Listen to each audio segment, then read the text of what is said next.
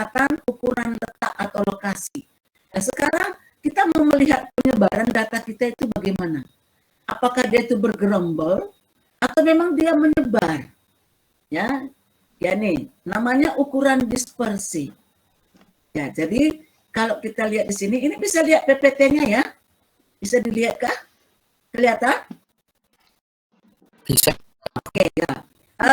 Sekarang kita lihat dulu dispersi itu apa? Variasi data atau keragaman data. Ya, makanya di sini jadi nanti kalau Anda meneliti sesuatu menggunakan statistika deskriptif, jangan hanya melihat ukuran pemusatan dan ukuran letak.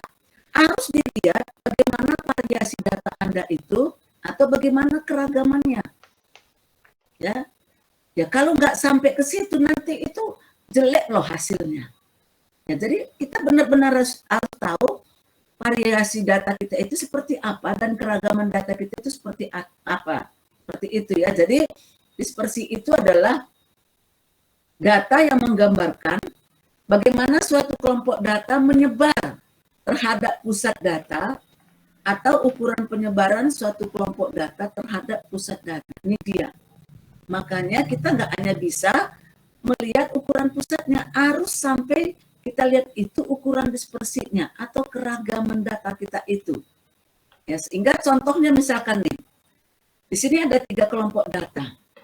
Ya, datanya ini. Ya, kita cari rata-ratanya, ternyata contoh A, B, C ini semua rata-ratanya sama. Jadi pusat datanya itu sama semua. Tetapi yang hanya homogen hanya yang A. Ya, ini dia. Jadi nggak selamanya rata-ratanya itu sama, tapi sama juga homogen tidak. Makanya harus kita lihat penyebaran data kita itu. Ya, harus kita lihat persi data kita itu kayak apa. Makanya di sini ada ukuran dispersi. Ya, coba A itu homogen. Sedangkan yang B ini tetap rata-ratanya 50, tapi dia termasuk heterogen atau di atas homogen sedikit. Ya, hampir mendekati homogen gitu loh. Sedangkan yang bagian C ini sangat heterogen istilahnya. Kenapa? Karena di contoh yang C ini ada data kecil dan ada data besar. Padahal yang diinginkan itu orang statistik itu adalah kayak contoh A ini, dia homogen. Ya, seperti itu dia. Ya, jadi belum tentu rata-ratanya itu sama, ya, tapi semuanya homogen. Enggak, ini contoh loh nih. Ya, contoh yang sederhana saya berikan. Ini coba datanya ini. Rata-ratanya 50, tapi ini yang homogen. Ini datanya sama, rata-ratanya 50, tapi bukan homogen. Ya, ini datanya tapi rata-ratanya juga sama, tapi bukan homogen. Ya, jadi kelompok C ini lebih heterogen dibandingkan yang B. Ya, kenapa? Karena di sini ada data kecil dan ada data besar. Ya, ini supaya kita tahu apa bedanya homogen dengan heterogen. Yang kita inginkan itu adalah homogen, keragaman data. Ya, nih, variasi data. Jadi dia kalau bisa dia homogen, tapi kan nggak selamanya data itu homogen loh. Ya, jadi bagaimana caranya supaya dia homogen kayak ini yang harus kita inikan ya. Oke, jadi konsep dasarnya itu ada jenisnya dispersi mutlak dan ada dispersi relatif. Kalau dia mutlak itu digunakan untuk mengetahui tingkat variabilitas nilai-nilai observasi pada suatu data. Sedangkan kalau dia relatif itu digunakan untuk membandingkan tingkat variabilitas nilai-nilai pengamatan suatu data dengan tingkat variabilitas nilai-nilai pengamatan data lainnya. Ya, jadi ini adalah tentang dispersi mutlak dan dispersi relatif ya. Oke, sehingga kita buatkan di sini tadi nih. Ya, jadi dispersi mutlak itu nanti bisa masuknya ini, yang ini juga iya. Ya, jadi hampir sama saja sebenarnya ya. Nah, terus kenapa kita mempelajari dispersi ini? Kenapa nggak hanya ukuran pusat atau ukuran letak? Ya, mean dan median hanya menggambarkan pusat data dari sekelompok data. Tetapi tidak menggambarkan penyebaran nilai pada data tersebut. Sehingga benar-benar harus kita pelajari dispersi. Ketika dua kelompok data dengan min yang sama belum tentu memiliki penyebaran data yang sama. Lihat tadi ada contoh 3, hanya 1 yang penyebaran datanya sama, homogen. Yang 2 tidak sama. Ukuran dispersi yang kecil menunjukkan nilai data saling berdekatan atau perbedaan kecil. Sedangkan ukuran dispersi yang besar menunjukkan nilai data saling menyebar atau perbedaan nilai masing-masing data besar. Sehingga ukuran dispersi digunakan untuk melengkapi perhitungan nilai pusat data. Ya nih, jadi kalau Anda mau meneliti tentang statistik tapi menggunakan statistika deskriptif, jangan sampai hanya melihat pusatnya atau letaknya, tapi harus sampai melihat dispersinya. Penyebaran data itu seperti apa? Ya, supaya nanti Anda puas hasilnya, seperti itu dia. Ya, jadi jenis dispersi ini ada data tunggal dan ada data berkelompok. Ya, minggu kemarin kita sudah ngasih tahu apa itu data tunggal dan apa itu data kelompok. Ya, biasanya jangkauan atau rank ya kayak kemarin ya, yaitu nilai yang tertinggi dikurangi dengan nilai yang terendah. Ya, itu adalah suatu jangkauan. Ya, jadi selisih antara nilai maksimum dan minimum dalam suatu kelompok atau susunan data. Biasanya ada yang menuliskan R, ada yang menuliskan NJ, ya itu terserah, notasi-notasi itu nggak masalah bagi saya. Ya. Terus sifatnya jangkauan itu merupakan ukuran keragaman yang paling sederhana, benar. Jadi jangkauan sangat peka terhadap data, nilai terbesar dan nilai terkecil, karena itulah definisi jangkauan. Ya, selisih nilai terbesar dikurangi selisih nilai terkecil. Semakin kecil nilai R atau nilai jangkauannya, maka kualitas data akan semakin baik. Sebaliknya, semakin besar nilai R atau jangkauan, maka kualitasnya semakin tidak baik. Ya, jadi yang kita inginkan itu jangkauannya itu kecil. Kalau kecil berarti dia istilahnya makin mendekati data sebenarnya. Ya, seperti itu dia. Ya, ini tentang jangkauan ya. Ya, jadi ini tadi ukuran dispersi yang pertama tadi adalah jangkauan atau bisa disebut rank atau bisa disebut rentang ya. Jadi contohnya misalkan kita punya data seperti ini, maka jangkauannya atau ranknya atau rentangnya adalah media. Nah, ini adalah salah satu cara mencari jangkauan. Ya, ketika misalkan data kelompok dia, ya jadi data kelompok itu ada cara untuk mencari jangkauannya, rentang atau rank ya. Bisa nilai tengah kelas terakhir dikurangi nilai tengah kelas pertama. Ini yang pertama. Yang kedua, batas atas kelas terakhir dikurangi batas bawah kelas pertama. Ya, jadi Anda mau menggunakan yang mana, terserah. Contohnya misalkan, kita punya data ini yang sudah tersusun dalam tabel distribusi ini. Ya, kita mau mencari jangkauannya, atau rentangnya, atau ranknya. Maka kita buatkan misalkan yang pertama tadi.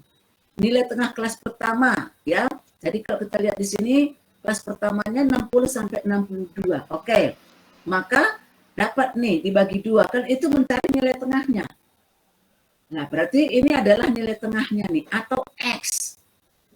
Ya, jadi nilai tengah kelas terakhir itu, ya, nih dikurangi dengan, ditambah dengan, nih, dibagi 2. Jadi ini nilai tengah kelas terakhir. Jadi R-nya itu kita dapatkan, ini dia. Yang ini dikurangi dengan yang ini. Jadi nanti maksudnya, kelas pertama ini kita cari nilai tengahnya. Sudah. Terus yang kelas yang terakhir ini kita cari lagi nilai tengahnya. Sehingga nanti nilai yang tinggi itu dikurangi dengan nilai yang terendah. Ini dia. Jadi dapat di sini jangkauannya atau ranknya atau rentangnya adalah 12. Ya, ini cara untuk yang pertama ya. Oke. Ya, sekarang kalau kita lihat lagi untuk cara, ya ampun ya. Hari ini ya. Ya, untuk cara yang kedua misalkan kita buat di sini ya. Oke, cara yang kedua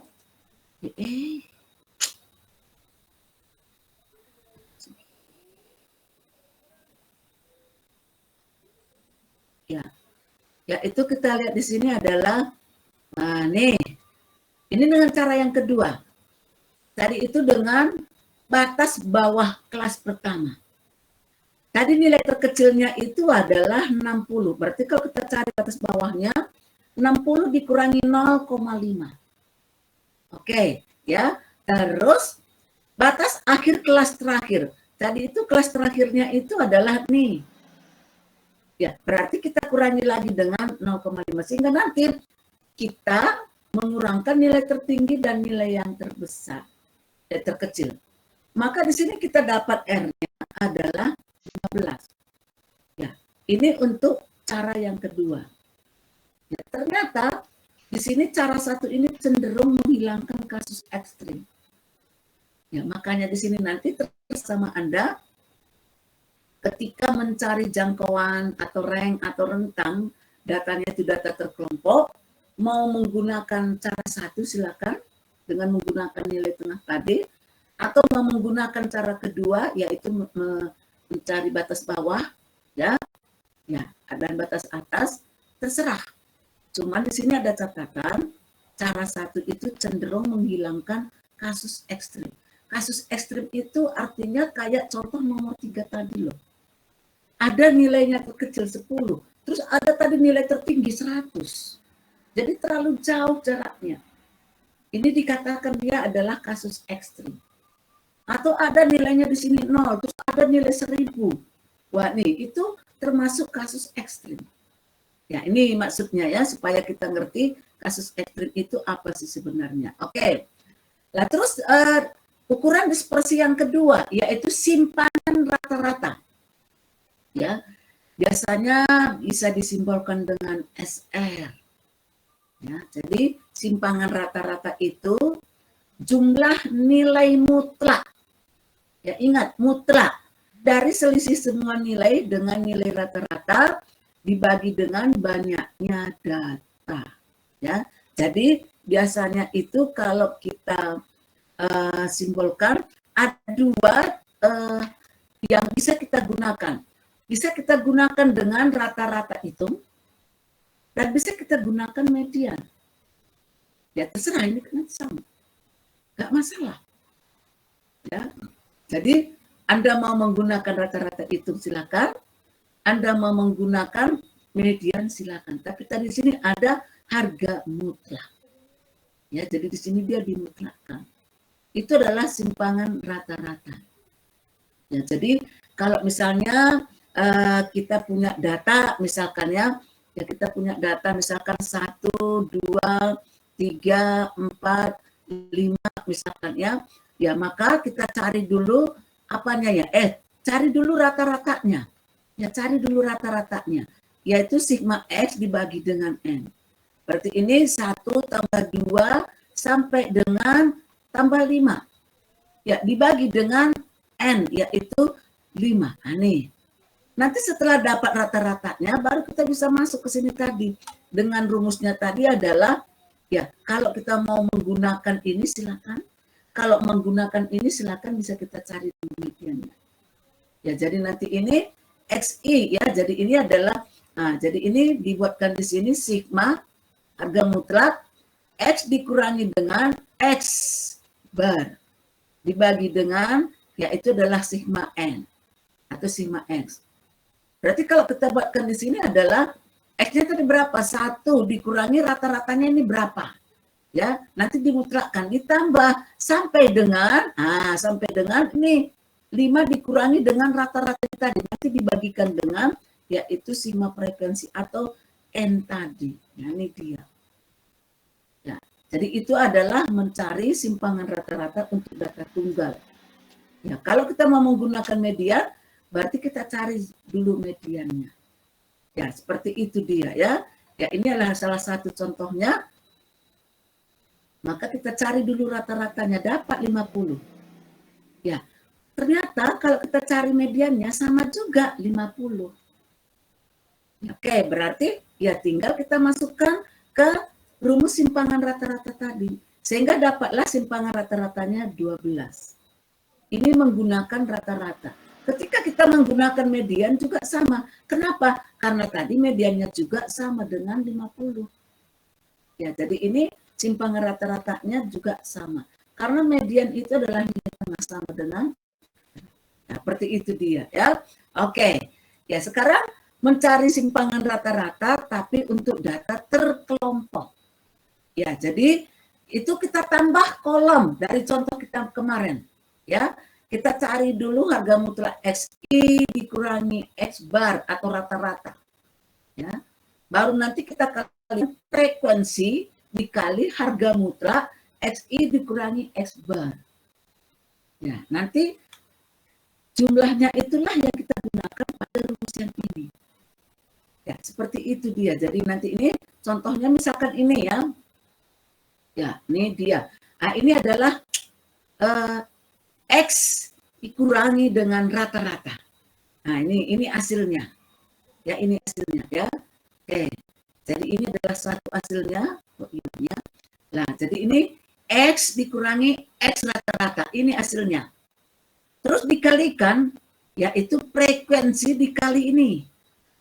Yang kita butuhkan adalah jumlah yang di bawah ini. Karena itu tadi rumusnya. Ya, jadi rumusnya tadi adalah sigma frekuensi dan dikali ya. Dan tadi harga mutlaknya ada. Jadi ingat rumusnya yang sudah tadi kita berikan sehingga hasilnya itu adalah simpangan rata-ratanya nih. Karena sudah kita cari apa F dikali harga mutlak harga rata tadi, maka ini dia hasilnya. Dibagi dengan jumlah frekuensinya 60. Sehingga inilah simpangan rata-ratanya. Ya, ini untuk data terkelompok. Ya, jadi nggak terlalu sulit ya, benar-benar nggak terlalu sulit ya. Ya, kalau kita punya contoh yang kecil lagi, misalkan ini. Cari dulu rata-ratanya, setelah cari kita cari ini frekuensi dikali ini dapat, maka inilah simpangan rata-ratanya untuk contoh ini. Ya, jadi saya yakin dan percaya orang matematika istilahnya tutup mata di situ ya kalau hitung-hitung. Oke, sekarang yang ketiga, ukuran dispersi variansi. Ya, variansi itu adalah ukuran keragaman yang melibatkan seluruh data. Variansi itu merupakan rata-rata kuadrat selisih dari semua nilai data terhadap nilai rata-rata hitung. Biasanya variansi itu didasarkan pada perbedaan antara nilai tiap pengamatan atau spasi X dan rata-rata ya. Untuk jadi ini pengamatannya dan rata-ratanya X bar. Ya, ini kok hilang ini ya. Kalau ini untuk sampel, kalau untuk populasi new. Ya, jadi di sini ada sebenarnya X bar. Ya, ada. Ya, jadi kalau kita buatkan di sini X bar aja gitu ya. Nah, nih X bar. Oke. Ya, jadi hilang malah. Bentar. Ya, itu tadi untuk ini ya, untuk sampel. Kalau untuk populasi, ya, kalau untuk populasi itu rata-rata itu disimbolkan dengan new. Ini pertama sekali kita masuk sudah saya jelaskan. Ya, ini dia. Itu adalah suatu variansi. Nah, sehingga bisa kita buatkan rumusnya ini adalah sampel. Jadi rumus sampel mencari variansi dan rumus variansi pada populasi itu notasinya berbeda. Kalau pada sampel itu notasinya S kuadrat variansi. Sedangkan kalau pada populasi simbolnya itu adalah sigma kuadrat. Ya, jadi kalau kita buatkan di sini, ya ini dia. Jadi sigma ya XI dikurangi S bar, ini sini kuadrat. Kalau tadi simpangan rata-rata harga mutlak di sini, tapi kalau variansi itu dia ini adalah tanda kurung bukan harga mutlak, ada kuadratnya. Ya, dibagi dengan N kurang 1. Ketika ini kita uraikan dia seperti ini. Nah, ini dia. Ya, jadi sama dengan yang ini. Ya, jadi sebenarnya ini adalah rumusnya. Kita uraikan dia seperti ini. Oke. Kalau dia populasi, ya ini tadi notasinya, dia dibagi dengan N besar atau populasi. Kalau tadi N kurang 1, N-nya kecil. Jadi sampel kurang 1 ya. Jadi ingat, kalau dia populasi itu notasinya sigma kuadrat. Ya, sigma. Ini sebenarnya sama saja. Ini kan X dikurangi X rata-rata, tapi di sini X rata-ratanya simbol sampel. Ya. Kalau di sini rata-ratanya new karena itu simbol rata-rata pada populasi. Nah, tapi di sini dia bukan N kurang 1, tapi dibagi dengan N besar. Jadi ini adalah dengan jumlah data populasi. Ya. Jadi ada perbedaan sedikit rumusnya ya. Ya, atau kalau kita menggunakan nilai tengah itu juga bisa seperti XI dikurangi X bar tadi bisa juga. Kalau dia dengan populasi sama juga ya.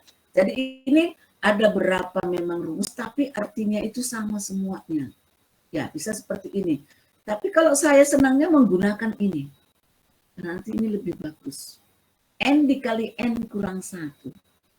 Ya, ini untuk data terkelompok. Ya, oke, itu variansi. Terus kalau simpangan baku adalah akar, ya, akar positif. Jadi akar itu kan nggak mungkin negatif, ya. Jadi simpangan baku itu adalah akar kuadrat positif dari variansi. Contohnya, kalau tadi kita dapatkan misalkan variansinya 25, maka simpangan bakunya adalah akar 25. Berarti sama dengan 5. Ya, ini dia. Jadi simpangan baku itu atau standar deviasi itu adalah akar kuadrat positif dari variansi. Sehingga simpangan baku diukur pada satuan data yang sama sehingga mudah untuk diperbandingkan. Simpangan baku paling banyak digunakan mempunyai sifat-sifat matematis yang sangat penting dan berguna untuk pembahasan teori dan analisis. Ya, biasanya di mana ada simpangan baku ada variansi. Di mana ada variansi, di situ ada simpangan baku.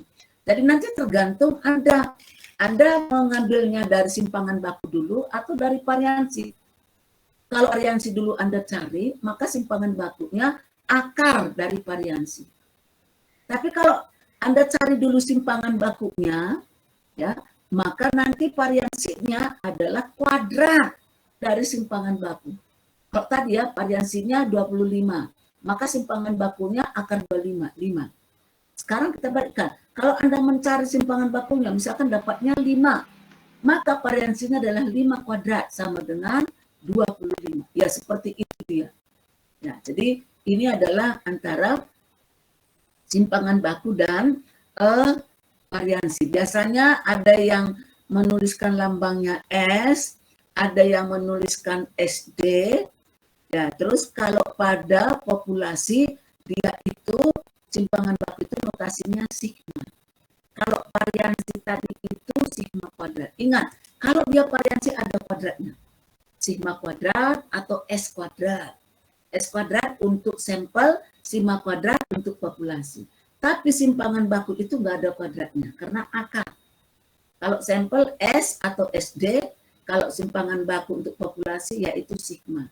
Ya, ini adalah lambang-lambangnya. Jadi kalau misalkan untuk rumus tunggal bisa kita buatkan seperti ini. Dia belum dikalikan dengan frekuensi karena data tunggal itu tidak punya frekuensi. Istilahnya seperti itu.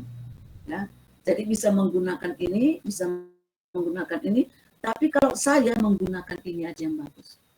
Jadi nanti seperti ini loh, misalkan Anda sudah mencarinya dulu dari simpangan baku. Ini rumusnya. Sama saja dengan variansi tadi. Kalau variansi, hilangkan akarnya ini, taruh di sini kuadratnya. Wes. Ya, itu variansi. Ya. Kalau variansi tadi di sini S kuadrat, tapi akarnya nggak ada. N dikali ini seterusnya dibagi dengan ini. Itu tadi variansi. Ya, jadi kalau misalnya variansi dulu udah nggak usah lagi pakai rumus ini, diakarkan saja. Jadi misalkan S kuadratnya sekian, maka S-nya dah akar sekian itu. Akar dari variansi itu berapa? Nggak usah lagi pakai rumus, udah benar. Atau Anda dari awalnya itu mencari simpangan baku, oke. Tapi dia suruh juga mencari variansi, maka pakailah rumus ini, S akar. Jadi kalau dia S itu simpangan baku, itu kuadratnya nggak ada tapi diganti dengan akar. Maka variansinya hasilnya nanti itu adalah dikuadratkan. Ya, itu dia ya. Jadi nggak usah lagi pakai rumus variansi, langsung aja S kuadrat sama dengan kuadratkan hasil dari simpangan baku. Ya, ini adalah rumus untuk populasi mencari simpangan baku. Ya, seperti itu dia ya. Makanya kan dari awal sebenarnya sulitnya belajar statistik ini kan karena ada sampel, ada populasi. Namanya sama, notasinya berbeda, rumusnya berbeda. Ya, jadi hati-hati di situ ngomongnya kita. Kita ngomong parameter, tapi kita buatkan notasinya, notasi statistiknya atau di sampelnya, ya salah. Atau kebalikannya, ya kita ngomong untuk sampel, tapi kita buat notasinya di notasi parameter populasinya, ya salah. Hati-hati di situ ya. Atau bisa juga digunakan seperti ini nih. Nah, ya ini yang belum, ini masih data tunggal, ini sudah data terkelompok karena sudah punya frekuensi. Nah ini dia. Nah, jadi ini bisa juga seperti ini. Oke, misalkan contohnya ini ya, ini adalah contoh kita disuruh mencari suatu simpangan baku. Ya ini. Oke, maka sudah kita cari, kita gunakan ini simpangan baku untuk populasi. Kita masukkan rumusnya tadi. Sehingga dapatlah simpangan baku untuk populasinya 14,14. Seandainya ditanya variansinya, ini kuadratkan 14,14 kuadrat. Itu adalah sigma kuadratnya atau variansinya. Ya, seperti itu dia. Ya, jadi nggak usah lagi menggunakan rumus, sudah bisa. Ya, seperti itu loh. Daripada nanti Anda menuliskan salah rumus, salahkan lagi semua kan gitu. Ya udah, berarti variansi atau sigma kuadrat sama dengan 14,14 kuadrat. Sama dengan, udah, itu sudah pasti benar. Ya, seperti itu dia. Oke, ini untuk simpangan baku ya. Misalkan tadi ini kan rumusnya data berkelompok nih. Ya. Nah, terus banyak di sini rumus, tapi artinya itu sama semuanya. Terus ini mencari simpangan baku, tapi ada kelas intervalnya yang sama dan nanti ada interval kelasnya itu tidak sama. Nggak semuanya nanti data itu kelasnya itu intervalnya sama loh. Ada yang berbeda, ya. Jadi kalau kita mau mencari simpangan baku untuk data berkelompok, untuk populasi ketika kelas intervalnya itu sama, bisa kita gunakan rumusnya ini. Nah ini kemarin kode, yaitu dengan pendugaan. Ingat, ya, nih, ini D. Ingat ini, ya. Jadi D itu simpangan dari kelas-kelas terhadap titik asal asumsinya, ya. Nah, terus, nah ini adalah ketika, ya nih, ini tidak sama. Ya, ini tidak sama. Jadi N itu adalah sama dengan X, yaitu nilai tengah. Ya, nih notasinya N.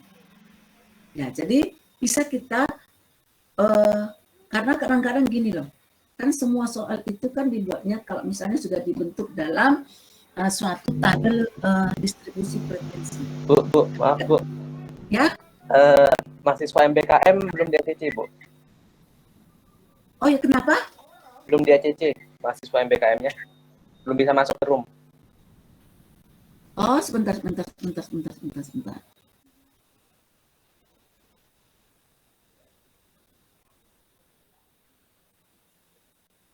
Oh iya, sebentar ya.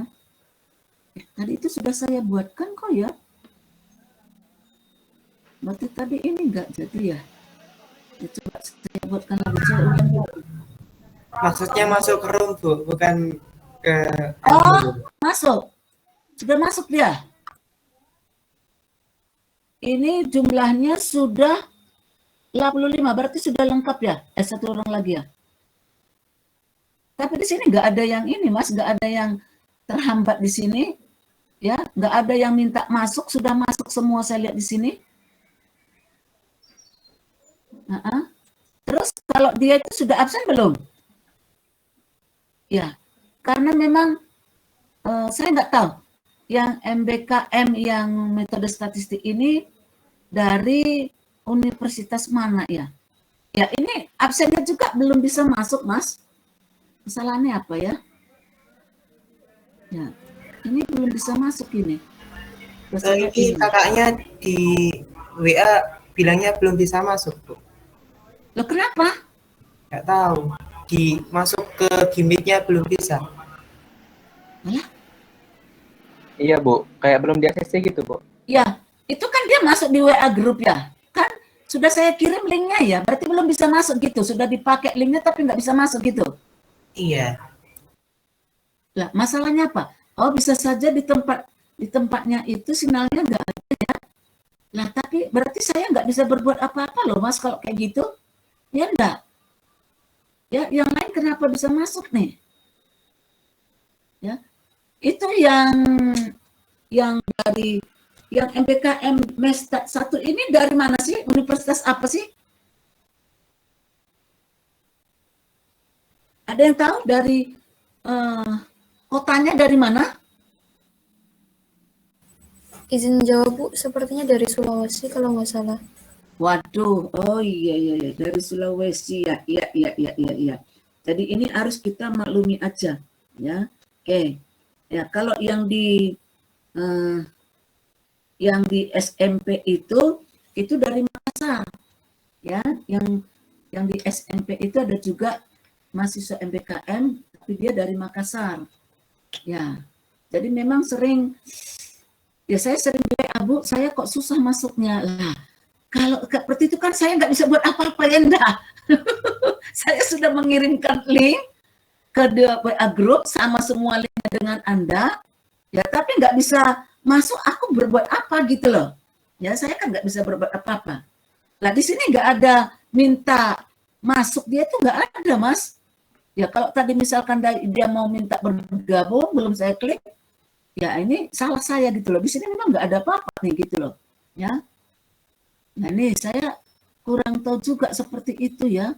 Ya memang ini absennya juga belum ada nih. Ya. Coba yang lainnya juga. Kalau yang lainnya nggak ada masalah kan absennya kan? Ya, saya dulu ya semester genap kemarin itu ada di Fakultas Perikanan. Ya, itu dari Irian Jaya. Ya, udah waktu kita kan berbeda loh. Jamnya kan dengan kita kan berbeda. Ya kita mulai di sini, dia di sana misalkan masih malam atau gimana. Ya sehingga dia itu absennya selalu nggak bisa sama dengan kita. Jamnya nggak bisa sama. Karena perbedaan waktu gitu loh. Ya habis gimana lagi gitu. Ya tapi saya tetap membuat dia hadir. Ya walaupun dia telat, ya itu makanya saya buatkan di GF. GF itu kapan aja bisa masuk. Tapi dia LDR itu nggak pernah bisa masuk karena perbedaan. Kita sudah selesai, dia baru mau bergabung. Ah, gimana lagi gitu loh. Ya. Karena jamnya berbeda. Ya sehingga ya ini ini baru masuk nih. Mercy Petandung. Oke, baru masuk. Halo, Mbak Mercy Petandung. Selamat pagi, selamat bergabung. Ya, Anda sudah bisa masuk. Ya, agak sulit ya sinyalnya ya Mbak ya. Ya, enggak apa-apa Mbak. Ringan di sini. Oh iya, enggak apa-apa Mbak, enggak apa-apa. Kalau bisa langsung aja Anda absen di L dulu ya. Sudah saya buatkan absennya di L dulu. Ya, oke. Ya, kita lanjutkan ya. Oke, ini baru sudah lengkap mahasiswanya ya. Ya, kita lanjutkan materi kita. Ya, nanti Anda telat juga nggak apa-apa ya. Oke, ya karena ini sudah mulai tadi. Ya, sekarang kita lanjutkan lagi materi kita. Ya, ini kemarin adalah ketika tadi itu ya ada kelas yang sama tapi menggunakan sampel. Jadi tadi itu ada ketika kita menggunakan populasi tapi kelasnya nggak sama. Kita menggunakan populasi kelasnya sama. Ya, ini kita menggunakan sampel kelasnya yang sama, maka rumusnya seperti ini. Ya, terus ada lagi nanti kelasnya tidak sama, tapi dari sampel rumusnya adalah seperti ini. Bedanya apa Bu? Kalau dia populasi itu N-nya itu selalu besar. Ya, karena jumlah data seluruhnya. Kalau sampel itu enggak, N dikurangi 1. Ya, seperti itu dia. Makanya ada perbedaan, tapi antara populasi dan sampel enggak pernah berpisah. Ya, seperti itu dia ya. Oke. Ya, ini adalah untuk data terkelompok. Ya, atau kita bisa menggunakan ini kemarin, yaitu ketika kita mau mencari rata-rata menggunakan pendugaan, bisa seperti ini juga, enggak masalah ya. Jadi ya contohnya misalkan ini ya. Nah, ini mencari simpangan baku untuk data terkelompok. Ada modal dari 40 perusahaan atau dari jutaan rupiah. Ini dia. Nah, kita disuruh mencari simpangan bakunya dari data ini. Ya, berarti pertama dulu apa? Kita susun dalam bentuk tabel distribusi frekuensi. Ya, itu saya nggak ngajarin lagi karena sudah lewat. Kita anggap sudah kita susun, ini dia hasilnya.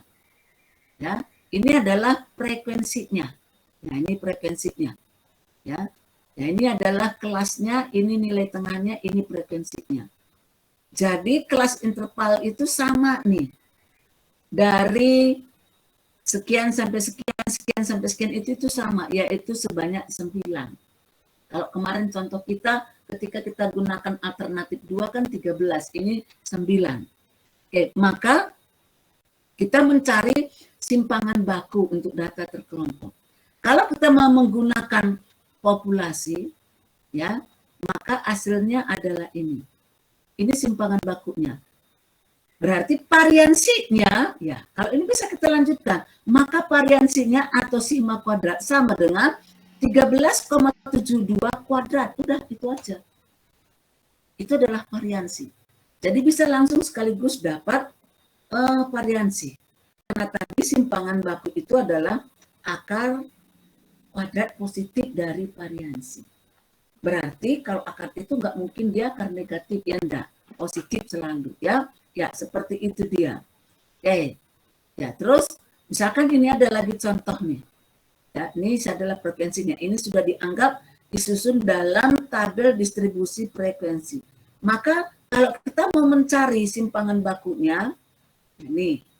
Ya, ini tadi itu adalah untuk, tadi kan ada kelasnya yang sama, ada yang tidak sama, ya. Ini kita anggap tidak sama, maka ini adalah simpangan bakunya. Kalau kita mencari variansinya, ini dikuadratkan saja. Berarti sigma kuadrat sama dengan 16,85 kuadrat. Itu adalah variansinya. Jadi langsung dapat dia. Ya. Oke, nah sekarang untuk menghitung variansi dan deviasi standar, ya misalkan datanya ini kan ini termasuk besar katanya ya. Datanya besar dan data tersebar itu enggak masalah. Yang penting kita tahu ini loh, variansi ini rumusnya adalah seperti ini. Kalau simpangan baku akar kuadrat dari variansi. Ya, ini mencari variansinya. Ini dia. Berarti kalau kita mencari simpangan bakunya, akar dari 570. Nah, berarti sekalian dapat di sini simpangan bakunya. Atau deviasi standar atau standar deviasi. Nah, jadi untuk variansi dan standar deviasi atau simpangan baku bisa sekaligus dapat dua-duanya. Tergantung mana dulu yang dicari. Apakah simpangan baku? Berarti variansinya dikuadratkan. Apakah yang pertama dicari variansinya? Maka simpangan bakunya akar. Ya, akar dari variansi itu. Oke, ini juga, ya ini dia, ya ini juga misalkan contohnya, maka kita dapatkan variansinya sekian. Maka simpangan bakunya akar dari ini, maka ini dia nilainya. Jadi supaya kita itu nggak usah lagi dituliskan rumusnya, nggak usah. Ya, langsung aja kalau dia tadi variansi dulu, maka simpangan baku akarkan aja, sudah, nggak mungkin salah dia. Ya, jadi ini kemarin kalau nggak salah kita menggunakan yaitu nilai pendugaan, nilai tengah. Ya, nilai tengah. Ya, tidak masalah ya. Oke, itu adalah variansi dan simpangan baku pada ukuran dispersi. Ya, sekarang yang kelima. Ukuran dispersi yang kelima adalah koefisien variasi. Biasanya dinotasikan KV, ada yang membuatkan VK, ya terserah. Ya, Ini adalah simpangan baku per rata-rata kali 100%. Ya, itu adalah koefisien variasinya ya. Jadi ada beberapa memang di sini untuk apa ya, untuk ukuran dispersi ini, tapi yang paling sering digunakan itu jangkauan, simpangan rata-rata, variansi, dan standar deviasi. Itu yang paling sering digunakan ya. Terus kalau koefisien variasi kuartil ini beda dengan yang ini tadi ya. Kalau tadi itu hanya koefisien variasi saja, ini ada kuartilnya. Maka ini bisa kita gunakan dengan kuartil atau bisa kita gunakan dengan permedian. Ya, ini. Ya, jadi nanti terserah sama Anda mau menggunakan kuartil di sini atau menggunakan median, tidak masalah. Ya. Oke, terus yang ketujuh adalah dengan kuartil. Ya, ukuran dispersi dengan kuartil. Jadi di sini ada rentang antar kuartil atau RAK, yaitu kuartil 3 kurang kuartil 1, dan ada rentang semi kuartil atau SK, yaitu kuartil 3 kurang kuartil 1 dibagi 2, atau setengah dikali kuartil 3 kurang kuartil 1. Ya. Jadi ini adalah beberapa ukuran dispersi secara umum. Tapi yang sering digunakan itu adalah 4. Jangkauan, simpangan, rata-rata, ya, terus variansi, simpangan baku. Ya, itu yang paling sering digunakan ya. Oke. Ya, sekarang ini adalah materi untuk simpangan baku, ukuran dispersi. Ya. Sekarang kita masuki dengan ukuran kemiringan atau sweetness. Ya. Kemarin itu saya sudah menjelaskan ada hubungan empiris antara rata-rata hitung, median, dan modus. Nah, jadi kesimetriannya kemarin ada 3.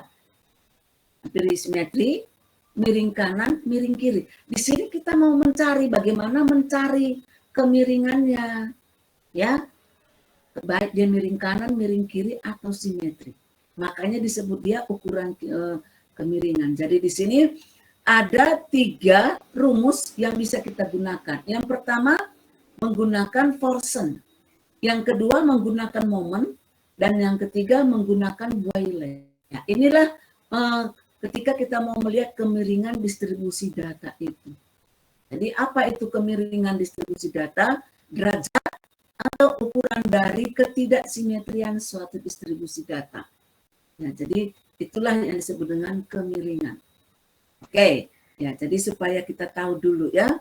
Ya, ini adalah rumus Forsen. Jadi bisa kita menggunakan modus, bisa kita menggunakan median.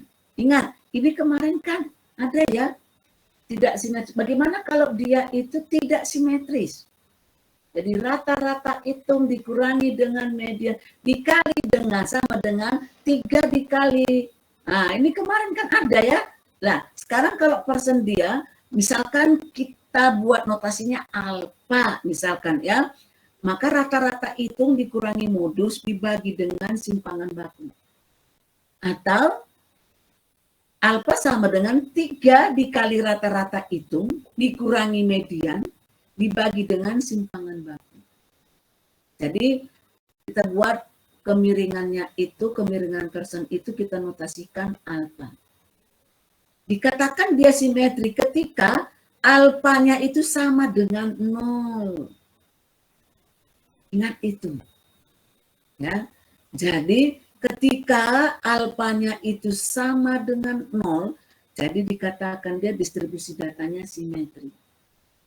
Ketika alfanya itu lebih kecil 0, misalkan kita dapatkan alfanya itu adalah negatif 0, sekian. Oh, berarti dia itu miring ke kiri. Ingat, ya, minggu kemarin itu sudah saya gambarkan, ya, gambar loncengnya. Ya, kalau dia simetri, kiri kanan dia sama. Wah, jadi dia semua terletak di tengah. Baik dia itu minnya, ya, minnya, terus mediannya itu sama dengan modus. Ya, kalau dia itu kemarin miring kanan, ya jadi dia itu seperti ini. Wah, jadi di sini adalah modusnya, di sini adalah mediannya, di sini adalah rata-ratanya. Kalau dia miring ke kiri, ya kemarin kita buatkan adalah seperti ini. Ya, di sini adalah rata-ratanya, di sini adalah mediannya, dan di sini adalah modusnya. Lah nih, ya, jadi ini sekarang kita mau melihat ketika alfanya itu kurang dari 0, maka dia miring ke kiri. Ya, kalau lebih kecil ya. Kalau dia alfanya lebih besar 0, maka dia distribusinya itu miring ke kanan. Ya. Jadi ini dikatakan simetri. Ini alfanya lebih besar 0, ini alfanya lebih kecil 0. Itu menggunakan rumus Paulson. Ya. Oke, yang kedua ya, yaitu tadi itu rumus momen. Ya, rumus momen. Oke. Jadi rumus momen itu ya, ini bisa kita gunakan seperti ini. Ini bisa menggunakan data tunggal. Jadi di sini dia pangkat 3. Berarti nanti kita tambah, kita cari dulu X dikurangi X bar, terus pangkat 3. Dibagi dengan jumlah data, dikali dengan simpangan baku, tapi pangkat 3. Kita notasikan rumus momen itu kemiringannya adalah alfa 3 misalkan.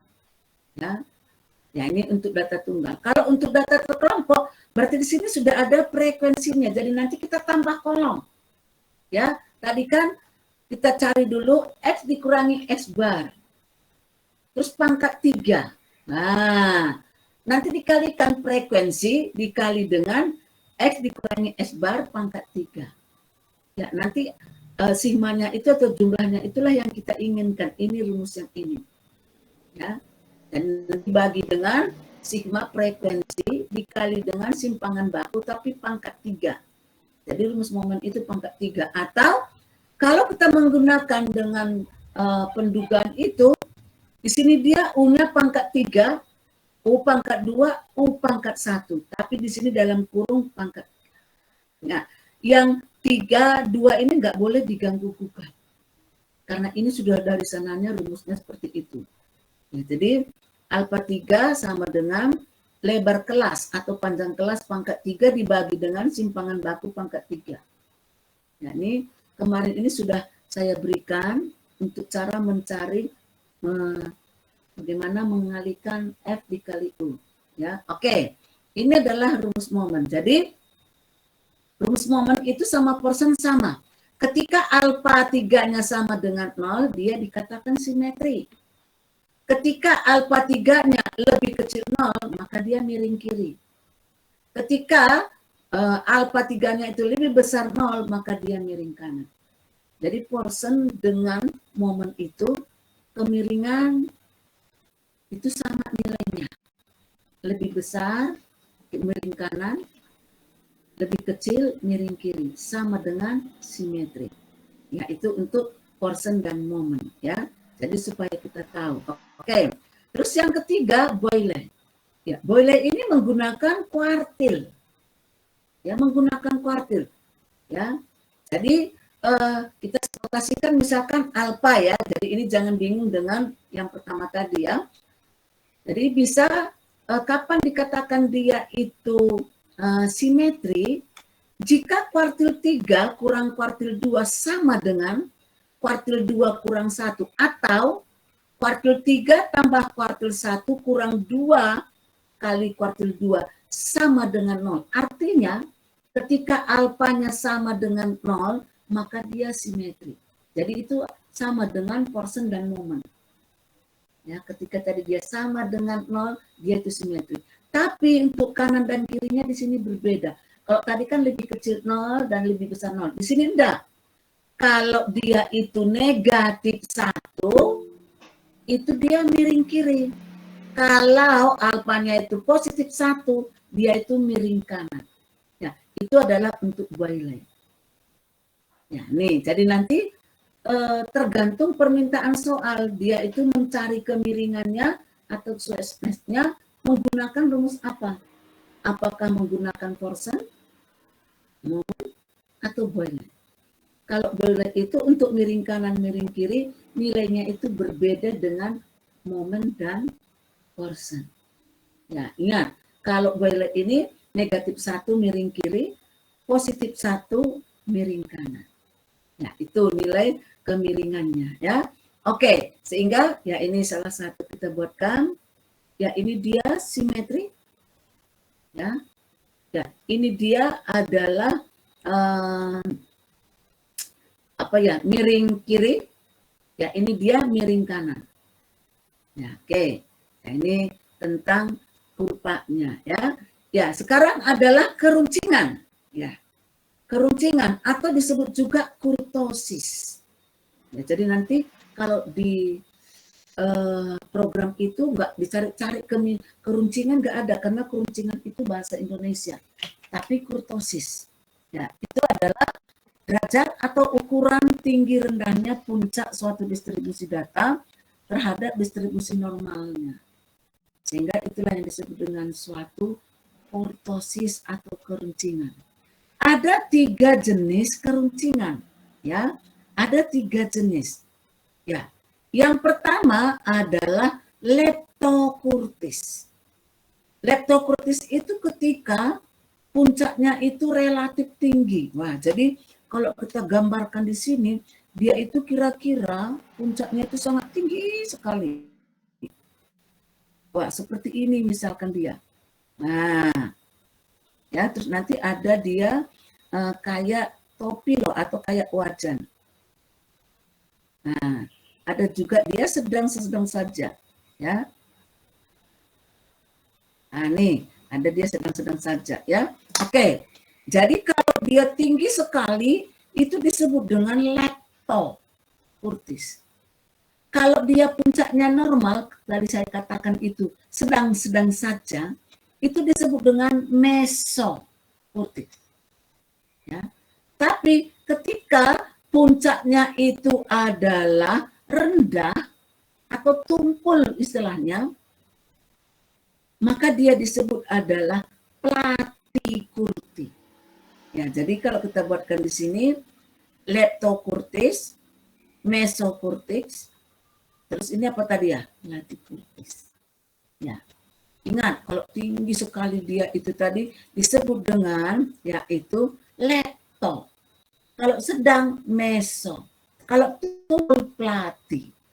Ya, ini adalah jenis-jenis keruncingan. Jadi nanti kalau Anda praktikum itu kan di sana nggak disebutkan lepto, meso, plati. Anda yang menuliskan. Ya, misalkan nilainya sekian, berapa nilainya? Ya, ini ada rumusnya. Ya, ada rumusnya. Misalkan nanti rumusnya itu dapatnya alfa-nya misalkan sekian. Oh, ini dia lepto. Oh, ini dia meso. Oh, ini dia plati. Ya, jadi kita tahunya dari mana lepto, meso, plati. Dari nilai yang sudah kita dapatkan. Ya, untuk data tunggal ini dia rumusnya pangkat 4. Ya, tadi itu pangkat 3, ini pangkat 4. Kalau untuk data kelompok sama. Jadi di sini frekuensi, tapi di sini dia pangkat 4. Simpangan bakunya juga pangkat 4. Ya. Atau bisa juga kita buatkan seperti ini nih. Jadi di sini dia pangkat 4, U pangkat 4, U pangkat 3, di sini pangkat 1, ini pangkat 2, dalam kurung pangkat 2, dalam kurung pangkat 4. Ya. 4, 6, 3 ini nggak boleh diganggu-gugat. Itu dari sananya angka-angka ini sudah ada. Sehingga kalau alfa 4-nya itu sama dengan 3, jadi bukan 0. Nih, sama dengan 3, berarti dia itu meso. Kalau alfa 4-nya itu lebih besar 3, misalkan kita dapatkan misalkan 3,78 misalkan. Wah, berarti ini dia lepto, artinya dia itu puncaknya sangat tinggi. Tapi kalau alfa 4-nya kurang dari 3, maka disebut dia platykurtis. Misalkan kita dapatkan alfa 4-nya itu misalkan 2,35.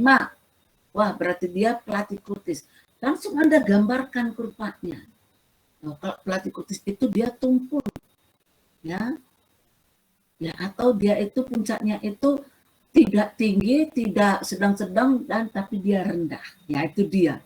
Ya, ini adalah untuk untuk mencari suatu keruncingan. Terus ada satu lagi rumus. Seandainya kita mau menggunakan jangkauan kuartil dan persentil atau persil. Di sini kita menggunakan kuartil dan persentil nih. Tapi beda nilainya dengan yang di sini tadi. Di sini tadi kan sama dengan 3, lebih sama dengan 3 meso, lebih besar 3 adalah lepto, lebih kecil 3 adalah platit. Tapi di sini dia nilainya itu adalah 0,263. Rumusnya ini. Jadi kita simbolkan dia K ya, untuk mencari keruncingan. Kuartil 3 kurang kuartil 1 dibagi 2 dibagi dengan persentil 90 dikurangi persentil 10. Ya, jadi kalau dia itu dapatnya K-nya sama dengan 0,263, berarti dia itu adalah meso. Ya, atau tadi dengan simetris tadi ya. Tapi kalau dia K-nya itu dapatnya kurang dari 0,263, maka disebut dia tadi itu adalah plati. Seperti tumpul. Ya. Jadi kalau K-nya itu dapatnya lebih dari 0,23, maka kita sebut dia lepto. Jadi dia runcing, tinggi ke atas puncak kurvanya itu. Ya. Ini adalah tentang keruncingan. Oke, ya jadi untuk kita lihatkan gambarnya, ini puncaknya normal, ini puncaknya rendah, dan ini runcing. Jadi ini adalah lepto, meso, dan ini adalah plati. Nah, ini ya. Jadi ini satu untuk kita melihat keruncingan distribusi datanya. Jadi ada kemiringannya dan ada keruncingannya. Oke, ini adalah materi untuk statistika deskriptif. Jadi materi statistika deskriptif saya anggap sudah selesai. Ya, ini sudah pas memang karena hari ini sudah mulai Anda praktikkan kalau nggak salah ya. Ya, untuk perkenalannya kayaknya sudah, apalagi kemarin sudah dibuat latihan ya. Saya kemarin itu pas perkenalan itu dan latihan itu saya nggak bisa bergabung, ya benar-benar nggak bisa bergabung, ya karena bentrok dengan waktu-waktu yang lain. Saya mau bergabung tak lihat, aduh ini bentrok maning ke. Nah, ya, jadi nggak bisa ya. Jadi artinya apa? Saya kalau bisa nanti masuk istilahnya mengintip aja waktu praktikum, ya saya usahakan masuk. Tapi kalau untuk hari Selasa itu saya memang sudah langsung wanti-wanti. Karena di situ ada jam kuliah, praktikum ada 2 di situ, SMP dan Mestat 1. Jadi saya benar-benar bingung. Ya, apakah nanti mau dipindah, ini saya nggak tahu praktikum SMP dan Mestat. Kalau dipindah masih bisa nggak mahasiswanya, kalau enggak ya udah saya nggak akan, ya saya berusaha selalu bisa ngintip.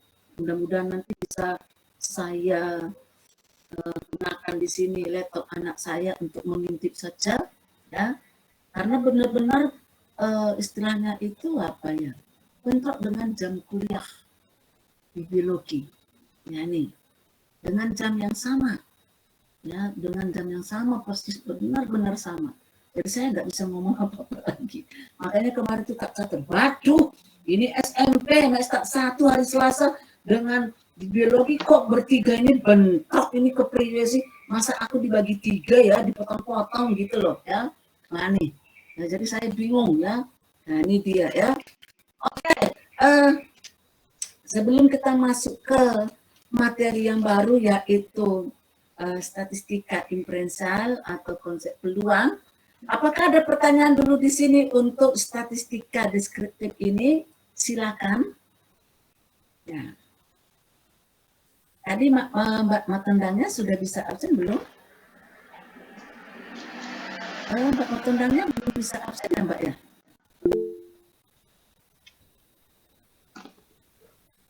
Tadi sudah saya buat, belum bisa masuk ya?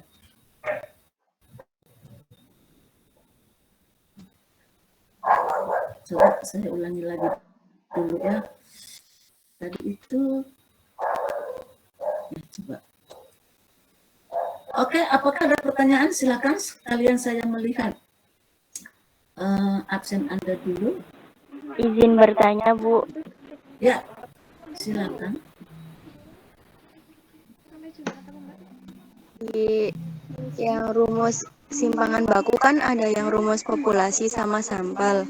Nah, itu saya masih bingung cara menentukan antara yang menggunakan rumus populasi sama yang menggunakan rumus sampel itu gimana ya, Bu? Oh iya, oke, bagus ya. Bagaimana kita tahunya bahwa data kita ini populasi atau sampel kan gitu maksudnya ya enggak? Karena tadi kan rumusnya agak berbeda. Jadi gini, kalau nanti Anda penelitian, pasti Anda yang sendiri yang menentukan. Misalkan data Anda itu misalkan ada ketika Anda mendapatkan data sejumlah 200. Tapi 200-nya Anda gunakan berarti Anda gunakan populasi. Ya, jadi nanti ketika Anda mau mencari variansi simpangan baku, Anda gunakanlah rumus untuk populasi. Tapi tadi itu misalkan data Anda 200, tapi Anda ambil misalkan 150 cuman atau 100. Berarti nanti untuk mencari variansi dan simpangan baku itu gunakan sampel. Ya, seperti itu. Itu kalau nanti Anda meneliti sendiri. Ya, hasil penelitian Anda. Tapi bagaimana Bu kalau misalkan ini adalah soal atau tugas? Ya, biasanya soal dan tugas itu selalu menggunakan sampel. Selalu menggunakan sampel. Kecuali, nah nih ada kecualinya. Kecuali di situ ada dibuat kalimat. Data ini berbentuk dari populasi. Ah itu berarti nanti mencari simpangan baku dan variansinya, Anda gunakanlah rumus itu, Mbak. Ya, jadi seperti itu dia. Jadi memang ada perbedaannya. Tadi itu kalau pembaginya dibagi N besar, berarti keseluruhan populasi.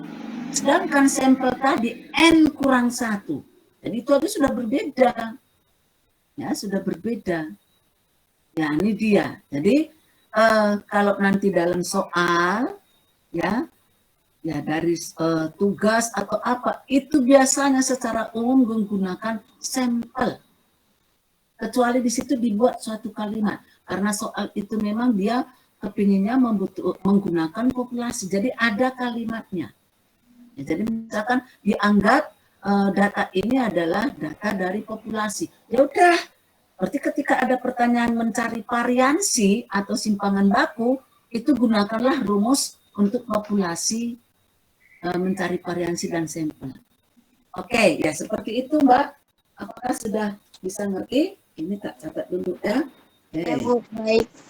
Ya, Sudah oke. Terima kasih Bu. Ada lagi pertanyaan? Bu, saya izin bertanya.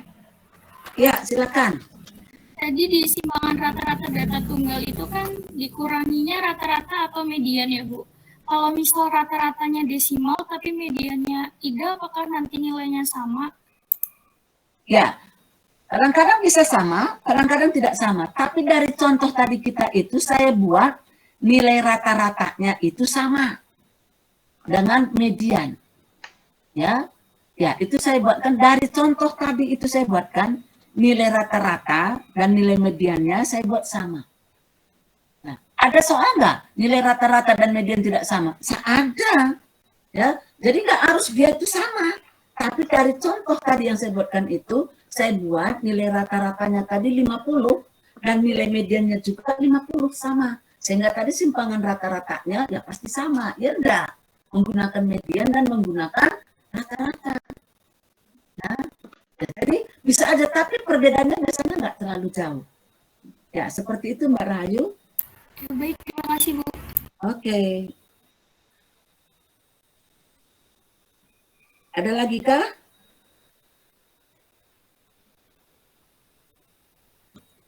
Ada pertanyaan kah lagi? Silakan.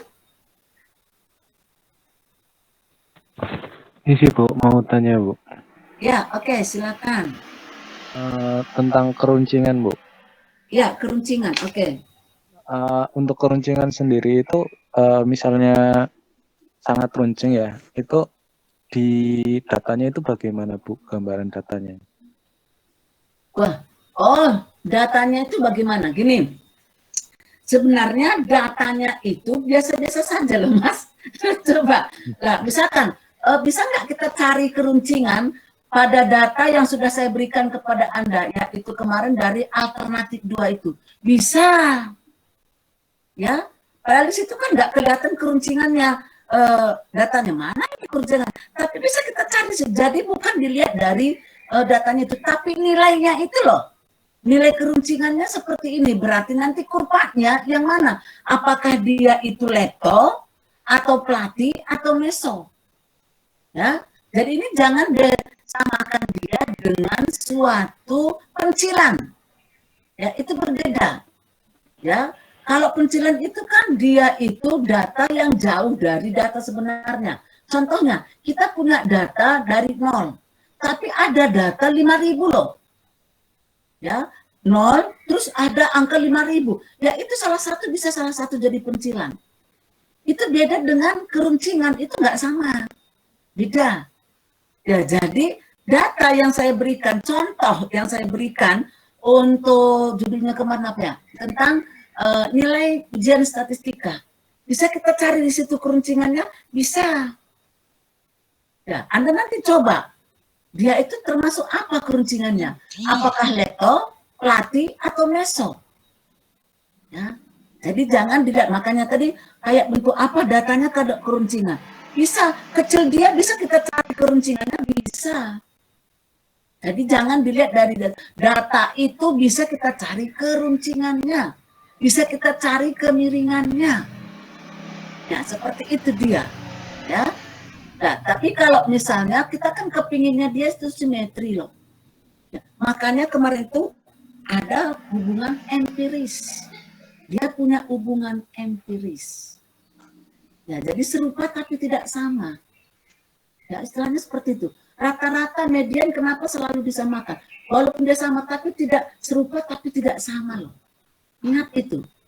Ya, tapi tiga-tiganya ini dia punya suatu hubungan empiris. Kesimetrian. Ya, jadi dia itu simetri, miring kanan, miring kiri. Berapa nilainya? Tadi ada 3 rumus yang bisa kita gunakan. Ya, ada 3 rumus tadi. Nah, terus ini dari data kita ini tadi misalkan, kita kepingin tahu bagaimana keruncingannya. Apakah itu sangat runcing? Atau memang tumpul? Atau memang sedang-sedang saja? Bisa, jadi jangan dilihat dari data. Apakah datanya itu harus banyak, terus dari kecil ke besar dia itu tinggi sekali, itu bukan seperti itu. Ya, bukan seperti itu. Ya, jadi dari contoh-contoh yang saya berikan tadi ini, bisakah kita cari keruncingan? Ya, ini tadi kan kita lihat loh. Nanti coba ketika Anda praktikum, Anda masukkan aja data ya. Misalkan kita buatkan sebentar. Ya, ini sebentar saya buatkan dulu ya. Ya, ini pertanyaannya ini memang ada beberapa pertanyaan sering membingungkan loh. Ya, karena dipikirnya keruncingan itu tergantung dari datanya itu. Jadi harus datanya itu jauh dan di sini kecil jadi besar. Nah, dia di sini kecil dan ada yang besar sekali. Tidak seperti itu. Ya, coba di sini ya saya bangkitkan data. Ya, coba. Ini kok lambat banget ini. Ya, saya bangkitkan data dari Minitab ya, walaupun nanti start 1 itu praktikumnya itu menggunakan R ya, bukan Minitab ya, tidak masalah ya. Saya itu sebenarnya senang sekali ketika kalau praktikum itu jangan hanya menggunakan satu program ya. Kalau misalkan R, terus nanti ketika Anda mau nyusun skripsi, Anda tidak senang R, Anda senangnya Minitab, tapi Anda nggak pernah ketemu sama Minitab, harus belajar lagi dulu gitu loh. Jadi kalau misalnya satu mata kuliah itu waktu praktikum misalkan digunakan ada R-nya, ada Minitab-nya, ada SAS-nya, kan ketika nanti nyusun skripsi Anda kan nggak usah lagi belajar program itu kan gitu loh. Karena kadang-kadang belajar program itu agak lama juga loh ya. Oke, misalkan ini. Ini adalah dari Minitab. Saya bangkitkan dari sini data. Ya, oke. Saya bangkitkan data, saya buatkan aja dari normal. Oke, saya buat misalkan datanya itu adalah, saya buat yang besar, 500 misalkan ya. Ya, saya buatkan di sini pada kolom T1. Ya, oke. Ini min dan standar deviasinya nggak saya ganggu, karena rata-ratanya 0, standar deviasinya 1, terus saya okekan. Ya, ini adalah datanya, ini sampai 500 ke bawah. Ya, misalkan di sini saya cari di sini statistika deskriptifnya. Ya, oke. Ya, jadi saya buatkan di sini variabelnya itu saya buatkan, oke, ini dia. Ya, terus ini adalah semua statistika deskriptifnya. Saya ketikkan aja all. Ini yang kita pelajari mulai dari awal sampai akhir tadi ini, keruncingan, ini semua sudah ada. Oke. Saya okekan. Ya, kalau kita mau melihat grafnya, ya di sini grafnya hanya ada 4 saja ya. Tapi kalau nanti lebih mau yang lain lagi, bisa kita ambil dari graf. Di sini ada graf. Oke, ya. Ya ini kita okekan di sini dia. Ya, ini adalah keluar gambarnya. Ini disebut dengan box plot. Kotak dan titik nih. Ya. Nah, ini dia individu per individu. Nah, ini dia plotnya. Jadi kayak bersatu dia loh dari data 500 ini tadi. Ini dia histogram dan poligonnya. Di sini ada deviasinya dan minnya, ya. Oke, ya. Terus tadi apa lagi? Nah, ini sudah semuanya. Ini kalau histogramnya saja. Nah, nih. Oke, bagaimana nilai statistika deskriptifnya? Ini dia. Jadi statistika deskriptifnya ini semua. Wah, nah ini. Ya, ini tadi mulai dari kita bagaimana, pokoknya masuk statistika deskriptif sudah lengkap di sini. Kita lihat, tadi kita ini ada pertanyaannya adalah keruncingan, ini nilainya. Kurtosis 0,06. Saya tanya, 0,06 ini termasuknya kemana? Apakah lepto, plati, atau meso? Ayo. Level. Plati kan. Ya. Melko. Coba, ini dapatnya kurtosisnya adalah 0,06. Kemana nih? Apakah ini lepto, atau meso, atau plati? Lepto. Leto, Bu. Lebih dari itu. Lepto, Bu. Ya, ini bisa dikatakan lepto. Benar seperti itu? Iya, Bu. Coba. Nih, makanya bukan karena data tinggi. Kalau kita lihat tadi datanya ini hampir sama semua loh nih. Ini sudah normal ini semua. Ini sampai ke bawah ini dia sebanyak tadi kita bangkitkan sebanyak 500 nih. Ya sampai di bawah ini sampai 500 tuh nih. Sampai 500 tuh. Ya tuh. Jadi dia keluar kayak gini. Sekarang kita lihat kemiringannya. Ini kemiringannya, shortness-nya 0,20. Ini kemana ini? Miring kanan, miring kiri, atau simetri? Ayo. Miring kanan, Bu. Apa ini? Kanan, Bu. Ya, miring kanan. Biasanya di sini kalau dia negatif udah pasti miring kiri. Iya, Bu. Kalau dia sama dengan 0 berarti dia simetri. Nah, itu kemiringan. Nah, sekarang ini tadi masih Anda ragu-ragu. Saya tanya, apakah ini termasuk lepto, plati, atau meso? Ayo. Pelatih, Bu. Plati. Masuk apa? Plati. Coba, kalau tadi kita gunakan rumus yang, ya coba ya supaya Anda ngerti ya. Ya, tadi itu keruncingan. Ya, kalau kita gunakan tadi ini ada 0,263. Tadi itu kita dapatkan hasilnya itu adalah yaitu 0,06. Ya, berarti ini kurang. Ya berarti kan tumpul ya enggak. Terus kalau tadi kita gunakan rumusnya yang satunya lagi tadi itu, yang ini itu adalah nih. Nah, berarti ini kecil dia. Oh, berarti dia masuknya adalah plati. Seperti ini itu dia Mas Amrul. Nah, nih jadi jangan dilihat dari kecil terus dia besar. Ini datanya ini seperti ini loh. Ya. Seperti itu dia untuk mencari kurtosis. Jadi jangan dilihat dari datanya kecil terus besar. Ya, Lihat aja dari nilainya, berapa nilai keruncingannya, berapa nilai kemiringannya. Ya, ini nanti kalau ujian UTS ditanyakan statistika deskriptif, ya, data masukkan 1 menit selesai. Anda selesai statistika deskriptif ujian. Nih, nggak ada 1 menit ya enggak. Masukkan data saja langsung, klikkan tadi ini semuanya, ya supaya Anda nggak terlalu capek. Klikkan aja all. Wah, ini semuanya sudah lengkap di situ. Ini semua termasuk statistika deskriptif. Mulai dari awal sampai akhir ini tadi, ini semua di sini. Ya, sudah lengkap semuanya. Sampai keruncingan. Ya, jadi di sini ada kurtosis, ada shortness, sampai itu. Ya, jadi sehingga tadi inilah nilainya tadi semuanya nih. Jadi bisa kita lihat di sini berapa kuartil 1-nya, kuartil 2-nya, ya di sini ada semua ini. Ada semuanya. Berapa nilai minimumnya, berapa rata-ratanya, berapa variasi standar deviasinya, koefisien variasinya berapa. Nah, sum square-nya berapa? Di sini sudah ada semuanya. Berarti statistika deskriptif 1 menit selesai mengerjakan soal. Ya. Nah, ini online loh. Anda bisa menggunakan rumus program apapun waktu ujian. Ya, saya memberikan bebas supaya nilai Anda itu nanti bagus. Nah, nih. Jadi tadi kan saya nantikan ada data. Nanti kan soalnya ada data. Masukkan datanya. Please. Cari statistika deskriptif. Mulai dari awal sampai dari akhir pertanyaan. Cari kuartil sekian. Anda kan tinggal hitung-hitung aja ya enggak. Selesai. Seperti itu dia Mas Amru. Gimana kira-kira? Ya, jadi jangan bingung melihat datanya itu.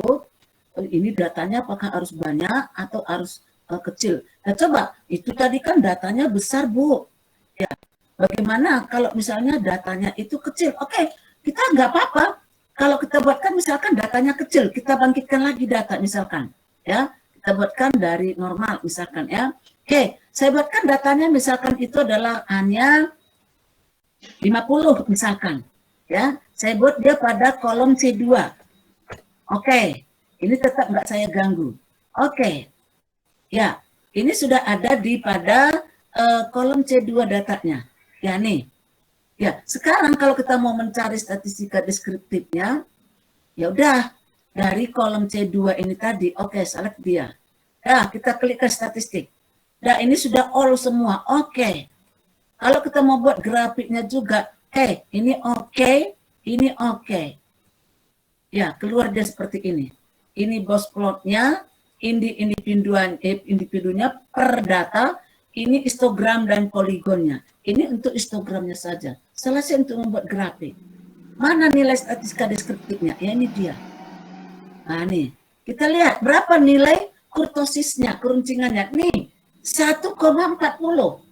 Pertanyaan saya, apakah ini laptop, pelatih, atau meso? Laptop. Latih. Coba. Kurtosisnya 1,40. Terus, ini kemiringannya, shortness-nya 0,70. Simetri, miring kanan, atau miring kiri? Kanan. Ya, miring kanan, benar. Kanan. Ya. Coba, kurtosisnya ini gimana? Plato. Laptop. Latih. Ya, bisa dikatakan dia itu laptop. Kalau kita pakaikan tadi rumus yang kuartil tadi. Bisa nanti Anda buatkan di situ, Anda menggunakan rumusnya yang mana. Nah, di sini udah kuartil 1-nya nilainya sekian, kuartil 2-nya nilainya sekian, kuartil 3-nya nilainya sekian. Langsung dapat dia. Ya. Nah, ini untuk mencari suatu statistika deskriptif pada program Minitab. Jadi bisa langsung dapat semuanya ya. Oke, ya. Bagaimana Mas Amru kira-kira bisa jelaskah? Jelas, Bu. Ya. Keluar enggak ini? Jangan saya keluarkan nih. Oh, enggak ya. Ada lagi kah pertanyaan?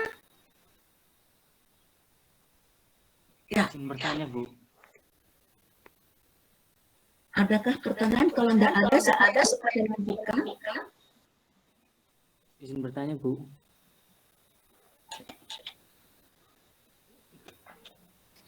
Anda itu nanti kalau misalnya ujian, Anda nanti kan sudah mulai praktikum. Ketika mencari statistika deskriptif, bisa Anda gunakan program yang sudah Anda dapatkan. Ya, misalkan program R, mencarinya gimana, statistika deskriptif. Atau memang Anda kepingin pakai Minitab, ya Anda bisa download. Ya, bisa. Nggak usah Minitab yang tinggi-tinggi, Minitab 16 saja udah lengkap. Sudah lengkap Minitab 16. Silakan.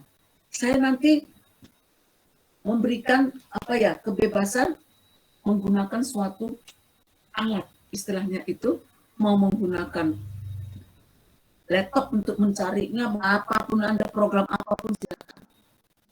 Bagi saya Anda berusaha supaya nilai Anda itu bagus, itu aja bagi saya. Dan Anda ngerti apa yang saya jelaskan, ya seperti itu. Oke, kalau nggak ada pertanyaan, masih adakah kita lanjutkan ke dasar ya. Ini semuanya materi sudah ada, saya upload di Eldilu.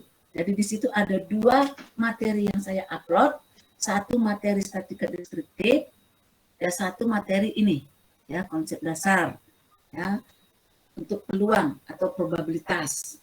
Ya, saya tunggu dulu. Masih adakah pertanyaan untuk statistika deskriptif? Bisa mengikuti semua apa yang saya jelaskan? Kira-kira bagaimana? Kayaknya pasti bisa ya. Ya, karena ini benar-benar saya buat singkat sesingkat-singkatnya. Bagaimana mahasiswa itu supaya bisa ngerti? Sudah saya buatkan seperti itu loh. Ya. Oke, kalau nggak ada lagi. Izin bertanya. Ya, kenapa? Boleh tolong dijelaskan lagi mengapa untuk perhitungan variansi populasi pembaginya tidak dikurangi dengan 1, sedangkan variansi sampel dikurangi 1? Oh iya, kenapa kalau kita mencari variansi itu pada populasi nggak dikurangi dengan 1, kenapa pada sampel dikurangi 1? Karena gini loh Mas, sampel itu kan bagian dari populasi, ya bagian dari populasi. Jadi di situ pasti ada selalu istilahnya apa ya namanya ya, kesalahan, ya kesalahan, ya. Jadi kesalahan itu kan kita usahakan selalu bagaimana supaya bisa sekecil-kecilnya mendekati 0. Maka untuk sampel itu memang harus selalu dibuat n kurang 1, ya supaya nanti itu nggak terlalu besar kesalahannya. Tapi kalau dia populasi nggak bisa n kurang 1, nggak bisa. Ya jadi memang harus dibagikan dengan seluruh data karena kita gunakan populasi. Tapi kalau sampel itu kan bagian dari populasi, jadi harus kita kurangkan 1 karena dia bagian dari populasi. Ya, jadi kan n kurang 1. Jadi artinya kan n-nya itu kan nggak semua kita ambil loh. Tadi saya buatkan contohnya, ketika kita punya data 200, kita ambil 50, 75, atau 100, tapi itu kan nggak semua populasi kita ambil. Makanya dibuat di situ n kurang 1. Bukan n saja. Ya, n kurang 1. Nah, tapi kalau populasi nggak bisa n kurang 1, mau kita kurang 1-nya itu apa? Ya, karena ini udah populasi gitu loh. Ya nih. Tapi kurang 1 itu dianggap adalah dari populasi itu. Ya, seperti itu. Kalau secara umumnya seperti itu. Makanya saya dulu pernah pernah memikirkan ini kan n besar populasi. Kenapa enggak ini n kecil tetap juga dibagi n berarti kayak Anda ini loh. Kenapa n dikurangi 1? Nah, coba nanti Anda ada soal, coba Anda bagikan n kurang 1 tanpa ada kurang 1-nya. Bagaimana hasilnya? Lihat aja nanti. Ya, kalau Anda belum mencoba, Anda belum tahu. Nanti ketika Anda coba, oh iya ternyata perbedaannya seperti ini. Baru nanti Anda ngerti kenapa di sampel itu harus dikurangi 1. Kenapa di populasi tidak? Ya, ya seperti itu dia. Jadi nanti di sini ada juga nanti saya berikan suatu tugas untuk mencari variansi, simpangan baku, dan lain-lain, supaya nanti Anda tahu. Jadi Anda itu mengerjakan tugas itu nggak asal-asal mengerjakan aja, harus Anda ngerti juga. Benar, Anda ini pertanyaannya bagus sekali. Kenapa di sampel itu dikurangi 1? Kenapa di variansi bukan dikurangi 1? Kalau ketika populasinya kurang 1, apa yang 1 itu di populasi? Kan nggak ada lagi atasnya gitu loh, istilahnya seperti itu. Kalau secara umum gitu loh ya. Ya, tapi kalau ini kan, oh ada, yaitu dari populasi yang kita ambil. Nah nih, makanya di sini bukan N besar dikurangi 1, tapi N kecil dikurangi 1. N kecil itu simbol dari sampel.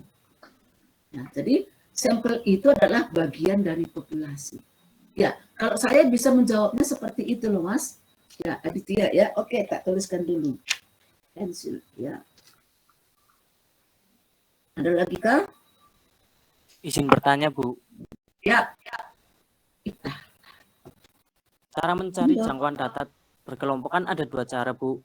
Cara mengetahui lebih tepat memakai cara 1 atau memakai cara yang kedua bagaimana, Bu? Coba Mas ulangi pertanyaannya, aku kok kurang dengar.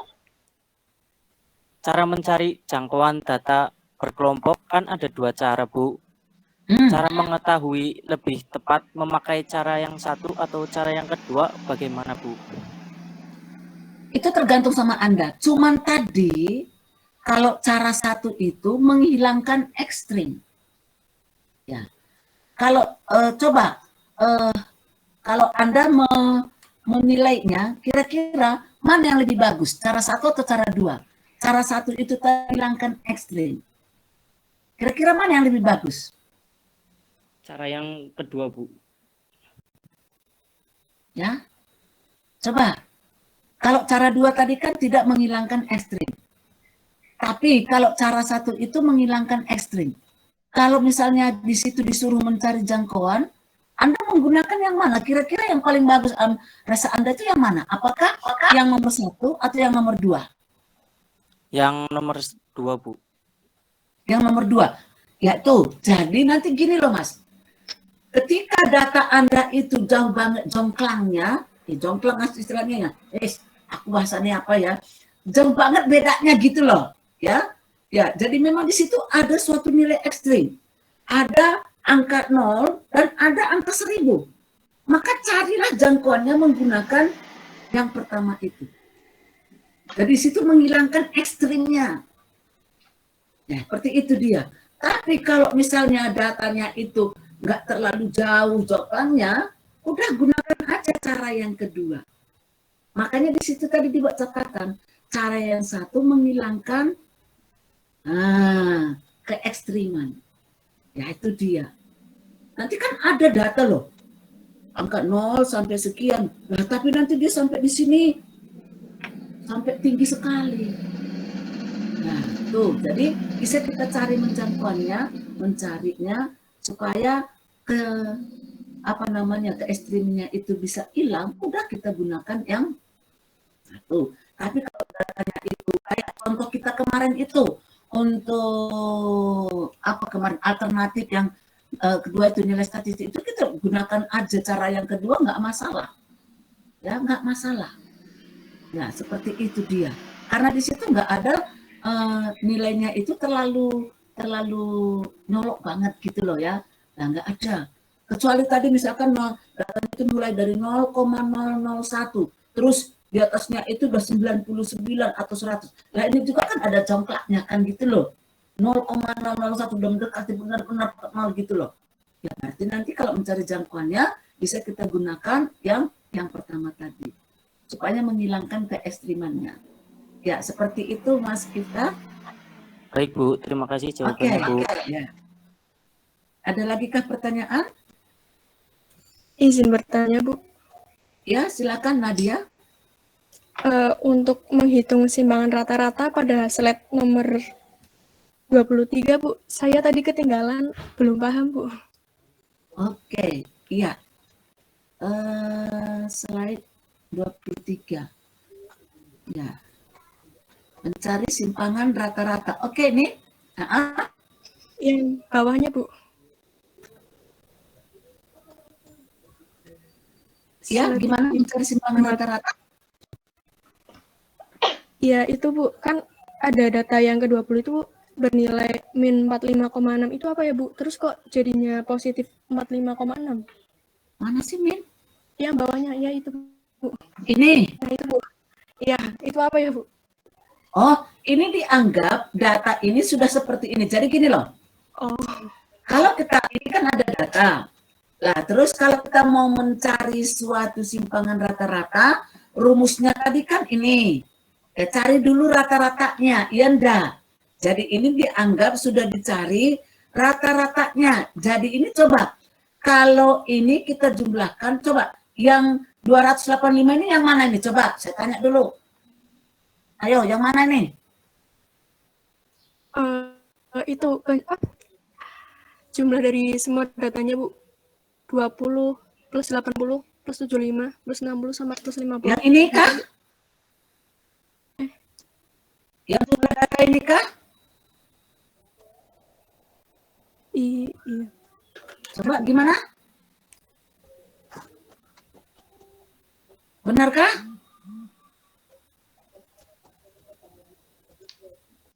Iya benar kan? Nah, ini kan ini loh. Jadi S bar itu adalah, masih ingat rumusnya ya? Mencari rata-rata, ya. Mencari rata-rata itu adalah, ya, nih, sigma S. Nah, ini kita jumlahkan. Benar ini. Ya, dapatnya itu adalah sebesar ini. 285 dibagi 5 ini adalah rata-rata hitungnya dari data ini. Nah, terus sekarang 90,6 ini yang mana coba? Yo, yang mana?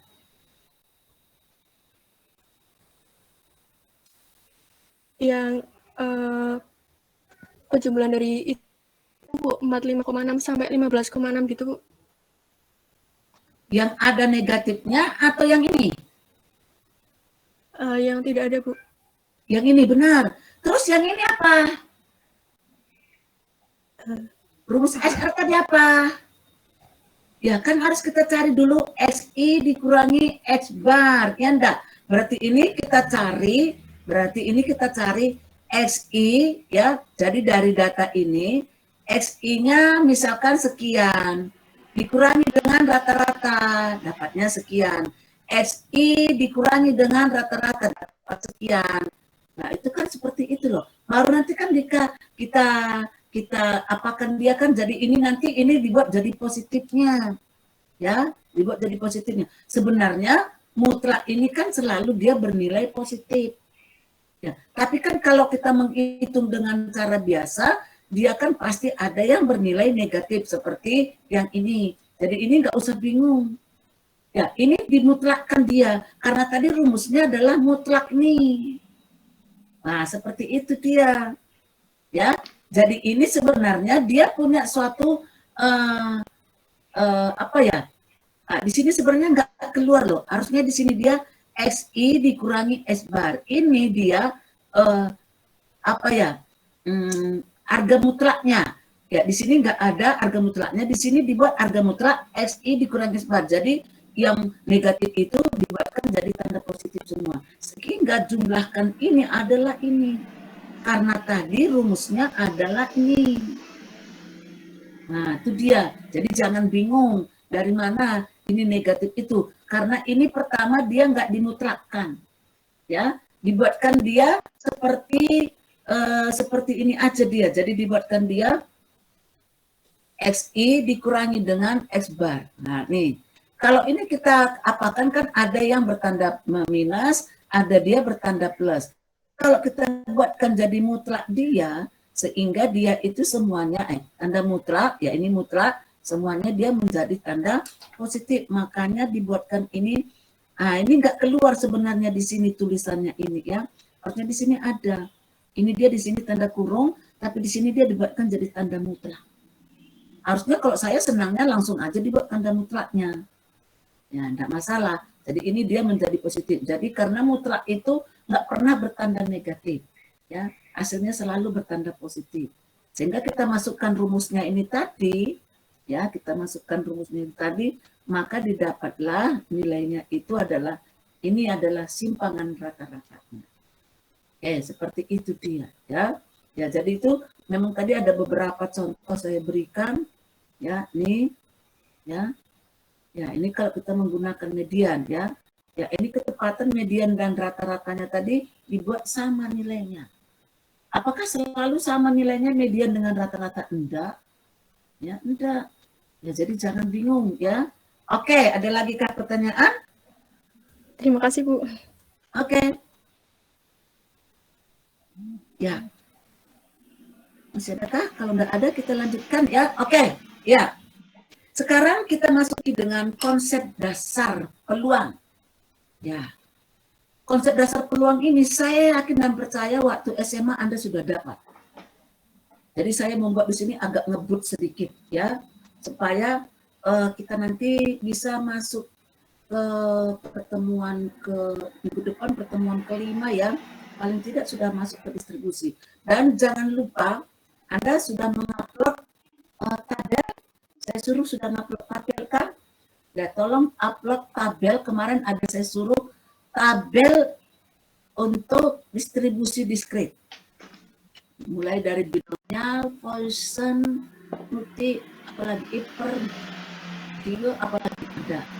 Ya, terus untuk continue, distribusi standar normal, student, CISPER, dan add. Saya nggak tahu, ya, dan yang lain-lain.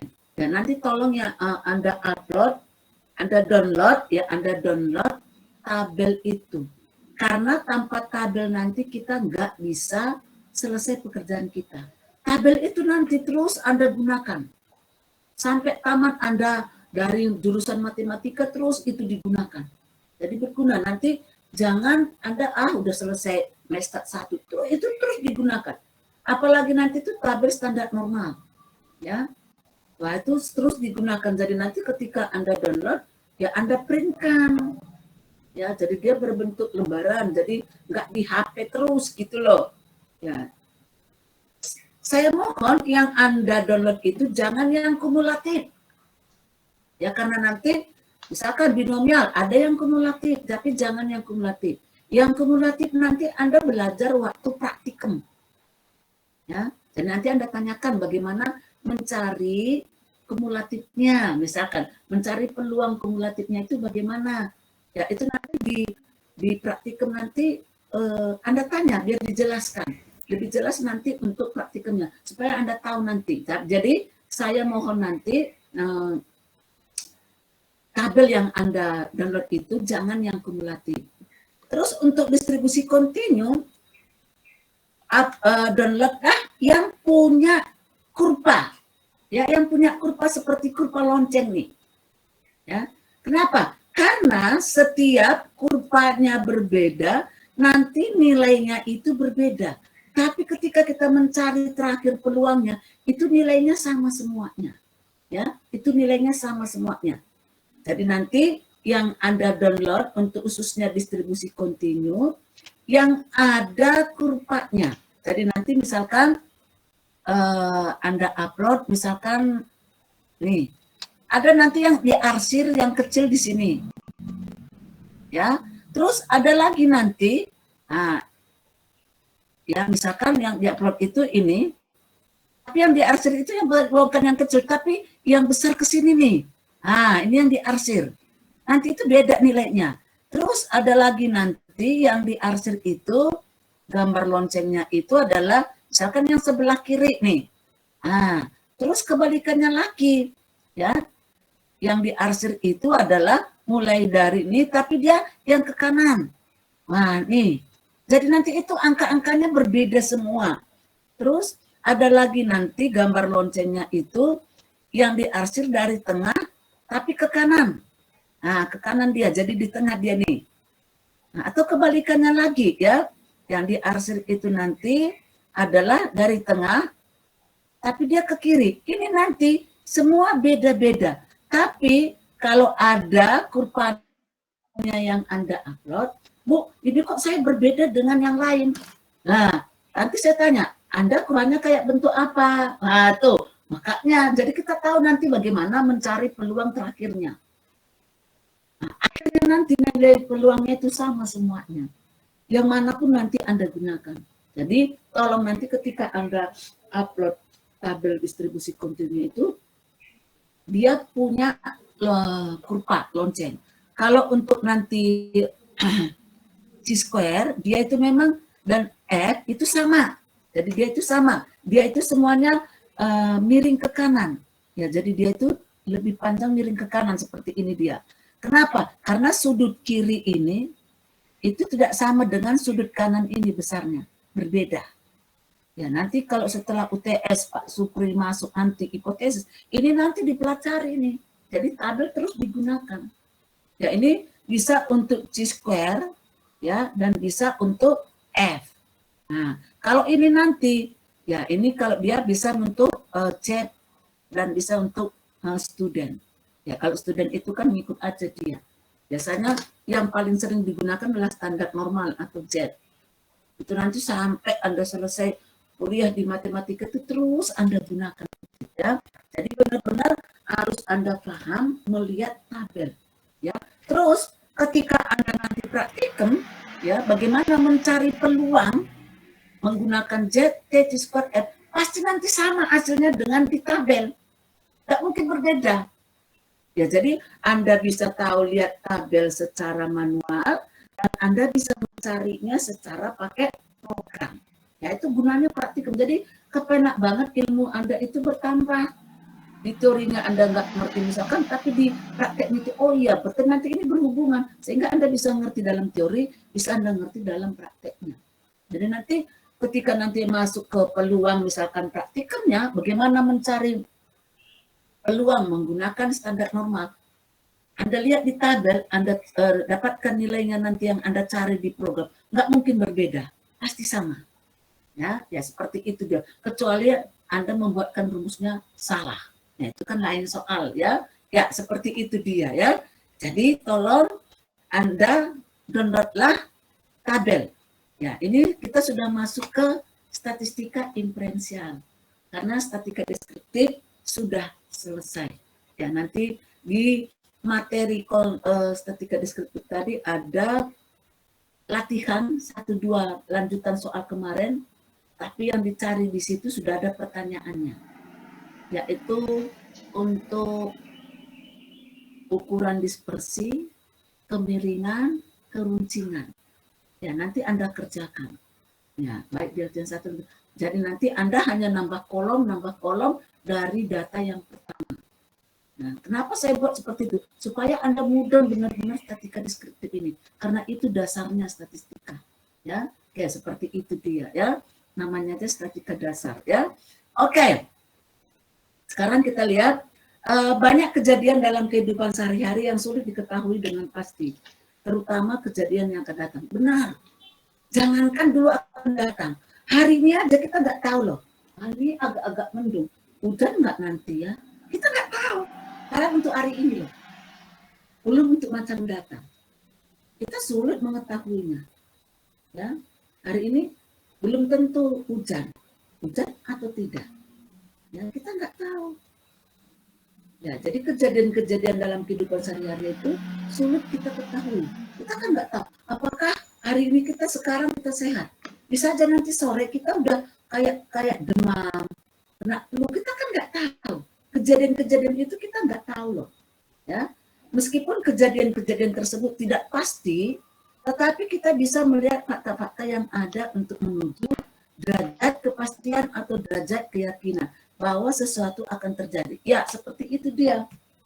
Jadi kan belum pasti ya, tapi gejalanya bisa kita lihat. Oh iya ya, ini kok rasanya saya mau flu nih.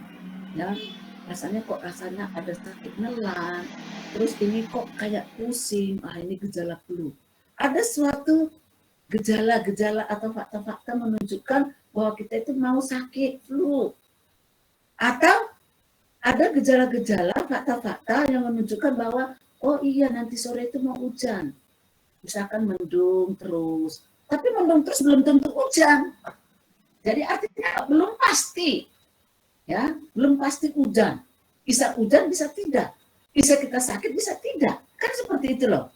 Ya, sehingga derajat atau tingkat kepastian atau keyakinan yang dari munculnya hasil percobaan statistik itu yang disebut dengan suatu peluang atau probabilitas. Biasanya dinyatakan dengan P besar. Ya, jadi ini ya. Jadi peluangnya itu kita belum tahu. Sehingga kalau kita belajar peluang, kita harus tahu dulu apa itu percobaan, apa itu ruang sampel, apa itu kejadian, terus apa itu titik sampel. Ingat, ruang sampel itu kalau dalam matematika sama dengan impunan. Sedangkan titik sampel itu sama dengan anggota impunan. Ya, nih, makanya kalau orang statistik tidak tahu matematika, hanya bisanya jalan di tempat. Tapi kalau orang matematika nggak tahu statistik, kok masih bisa jalan terus. Ya, seperti itu dia. Ya, oke. Ya, jadi saya bukan mendukung karena ilmu saya statistik, enggak, karena memang seperti itu. Statistik ini dasarnya semua di matematika. Ya, oke. Sekarang kita lihat contoh misalkan suatu percobaan. Ya, jadi data itu apa? Semua informasi yang dicatat dan dikumpulkan dalam bentuk aslinya, baik dalam bentuk hitungan maupun ukuran, itu satu data. Ini nggak usah lagi saya jelaskan, karena udah saya berikan itu. Apa itu data, apa itu variabel, apa itu statistika, apa itu statistik, apa itu populasi, apa sampel dan lain-lain, sudah saya jelaskan semua. Sekarang percobaan atau eksperimen, suatu proses pengumpulan data yang menunjukkan adanya variasi di dalam hasilnya. Prosesnya itu bisa diulang-ulang dalam kondisi yang sama. Ingat, dalam kondisi yang sama. Sehingga di situ dia menghasilkan data. Itu adalah eksperimen atau percobaan. Jadi percobaan itu nggak hanya sekali kok, bisa diulang-ulang dalam kondisi sama. Dari situ kita dapatkan suatu data. Ya, oke. Dan sekarang apa itu suatu ruang sampel? Biasanya ruang sampel itu dinotasikan dengan S atau disebut dengan semesta. Nah, ini dia. Ya, himpunan semesta. Jadi kumpulan semua hasil eksperimen. Atau ruang sampel itu adalah himpunan seluruh kemungkinan outcome dari suatu eksperimen atau percobaan. Ya, jadi ruang sampel itu tadi itu sama dengan himpunan semesta. Ada yang membuatkan simbolnya S, sedangkan banyaknya outcome itu adalah NS. Ya, notasinya NS. Ya, terus dan tiap-tiap unsur dalam ruangan sampel S itu disebut dengan titik sampel. Atau dalam himpunan itu anggotanya atau elemennya. Di sini disebut dengan titik sampel. Nah, ini ya. Oke, terus kejadian atau event yaitu himpunan bagian. Ingat, apa itu himpunan bagian? Saya sudah menjelaskan ya. Himpunan bagian dari ruang sampel S atau peristiwa kejadian, himpunan bagian dari outcome dalam suatu ruangan sampel. Itu adalah kejadian atau event. Jadi, event itu himpunan bagian dari ruang sampel. Nah, oke. Terus, ruang sampel itu ada dua, discrete dan kontinu. Ingat, nanti di situ terus, ini discrete, kontinu terus, dipelajari terus. Discrete seperti ini, kontinu seperti ini, nanti terus itu ya. Kalau ruang sampel discrete, di mana banyaknya elemen berhingga atau dapat dihitung sesuai dengan bilangan cacah. Sedangkan kalau dia itu kontinu, ruang sampel yang memuat semua bilangan dalam suatu interval. Saya sudah membuat contoh, ini loh contoh untuk kontinu, ini loh contoh untuk skip. Kita sudah saya berikan semuanya ya. Ya, contohnya misalkan percobaannya ini, pelemparan sepasang dadu. Kita buatkan sepasang dadu merah dan putih. Kita buat simbolnya. Merah itu kita buat I, putih itu kita buat C. Jadi ada titik-titiknya. Kita buat ya, pelemparan sepasang dadu. Dadu itu ada 6 matanya. 1, 2, 3, 4, sampai 6. Berarti merahnya ada 6 dan putihnya juga. Ya, mata dadunya ya. Jadi kita buatkan ketika kita lemparkan itu satu percobaan, hasilnya apa? Pasangan antara merah dan putih atau I, J. I itu titik yang tampak dari dadu merah, J itu titik tampak dari dadu putih. Sehingga kalau kita buatkan ruang sampelnya, itu adalah kumpulan pasangan I, J tadi, yaitu kumpulan sepasang dadu merah dan putih. Sehingga I-nya ada 1, 2, 3, 4, 5, 6, J-nya ada juga 1, 2, 3, 4 sampai dengan 6. Ya, itu adalah ruang sampelnya. Ya, jadi kalau kita buatkan di sini, maka ini dia bentuk ruang sampelnya. Nah, ini dia. Jadi ini disebut dengan suatu ruang sampel. Nah, dari 1,1 karena I, J, I, J, I, J sampai 6,6. Banyaknya outcome, nah banyaknya tadi titik-titiknya tadi, ini yang disebut dengan titik sampel. Kalau dalam himpunan itu namanya anggota-anggota atau elemennya. Berapa kira-kira banyaknya ini? Ada 36. 6 pangkat 2. NS, banyaknya outcome-nya tadi. Ya, oke, jadi Anda sudah tahu ya apa itu ruang sampel dan apa itu titik sampel. Nah ini supaya langsung nanti ngerti ya. Ya, contoh lagi, misalnya kita tertarik pada kejadian jumlah titik dadu yang tampak 7. Titik dadu yang tampak 7. Terus kejadian adanya titik kedua dadu yang sama. Jadi tampak 7 dan dadu yang sama. Tampak 7 itu apa? 16, 61. 25, 52. 34, 43. Itu jumlahnya 7. Kalau yang sama, 11, 22 sampai 66. Nah, nih. Jadi ini adalah salah satu contoh ketika kita buatkan soalnya seperti ini. Kita tunjukkan ini yang tampak 7 dan ini yang tampak sama. Oke, nah sekarang contoh kedua. Dalam 2 minggu 4 pasien diberi obat. Sembuh dan tidak ya, pengobatan pasien dicatat. Kalau sembuh itu diberi dengan K atau sukses. Kalau tidak sembuh diberi dengan G atau gagal. Ya, jadi sembuh dan tidak sembuh, sukses atau tidak sukses. Dicatat dia. Berarti di sini semua pasangan yang mungkin dari keempat pasien tadi. Nah, sehingga kita buat ruang sampelnya. Berarti ruang sampelnya apa? Karena tadi K itu dianggap dengan sukses dalam pengobatan dan G itu tadi gagal dalam pengobatan, maka ruang sampelnya itu adalah kumpulan semua pasangan dari hasil eksperimen tadi, yaitu sukses dan gagal. Nah, sehingga bentuknya ruang sampelnya adalah ini. Ini adalah ruang sampelnya. Berapa jumlahnya? Yaitu sebanyak 16. 2 pangkat 4. Nah, jadi yang ini semua disebut dengan titik-titik sampel. Tapi ini disebut dengan ruang sampel. Oke, ya. Sekarang kalau kita ambil lagi contohnya, soalnya dari situ.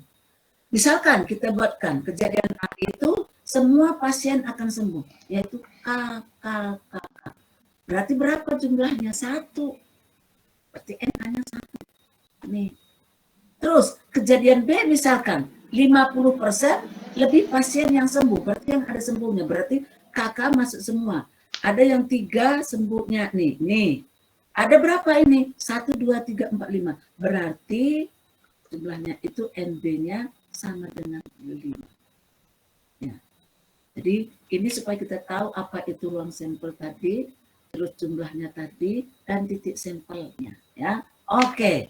Ya, ini supaya saya buat dengan ringkas sekali, mudah-mudahan Anda bisa mengerti ya. Ya, sekarang contoh yang ketiga. Ini terdiri atas lantunan uang logam. Nah, ini uang logam.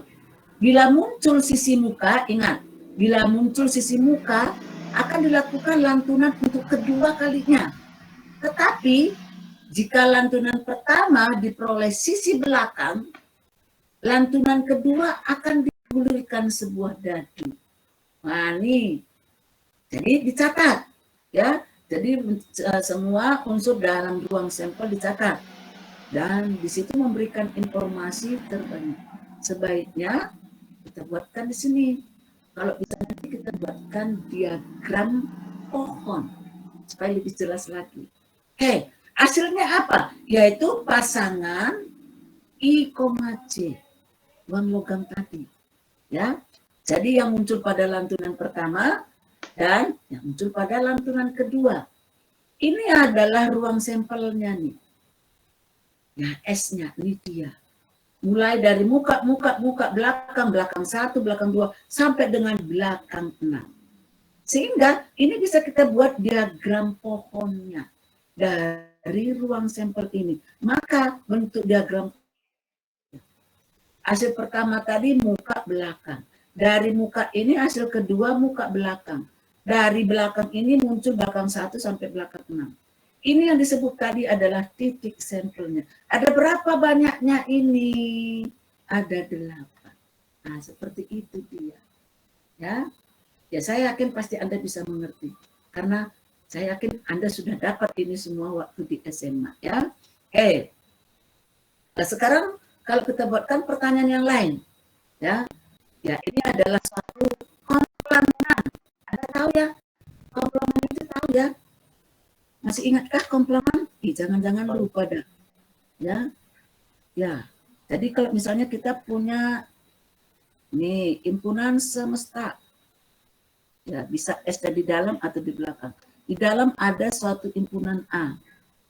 Ya. Jadi di sini kita sebutkan komplemen A. Nah, A aksen atau bisa juga A nih. Jadi apa itu komplemen? Himpunan nih yang terdiri dari himpunan semesta. Tapi A-nya ini nggak masuk, himpunan A ini nggak masuk.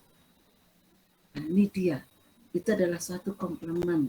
Ya, pasti Anda sudah dapat juga. Ya, jadi di sini komplemen suatu kejadian A terhadap ruang sampel S adalah himpunan yang semua unsur S atau semesta yang tidak termasuk dalam A. Nih, ingat tadi. Jadi A ini tidak termasuk.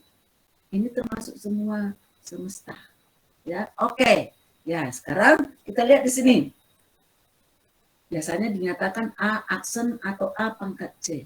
Maka kalau kita buatkan dari contoh, ya, dari contoh kita di sini tadi nih. Nah, di sini tadi, maka kita buatkan di sini, kita ulangi dulu. Ruang sampelnya tadi yang masuk tadi ini kan tadi aslinya ruang sampelnya kan ini. Sekarang yang ditanyakan komplemennya. Ya, untuk komplemennya. Misalnya kita buatkan komplemen untuk A. Ya, A komplemennya apa saja? Wah, kalau A komplemennya itu adalah A ini tadi kan kejadian munculnya titik sampel yang sama. Ya, berarti komplemen A itu yang tidak masuk dengan ini. Berarti ini dia. Ya, jadi yang tidak masuk yang sama. Kalau masuk yang sama bukan komplemen. Ingat tadi ini diagram pennya ini tadi. Ya, jadi ini adalah komplemennya dari contoh kita ini.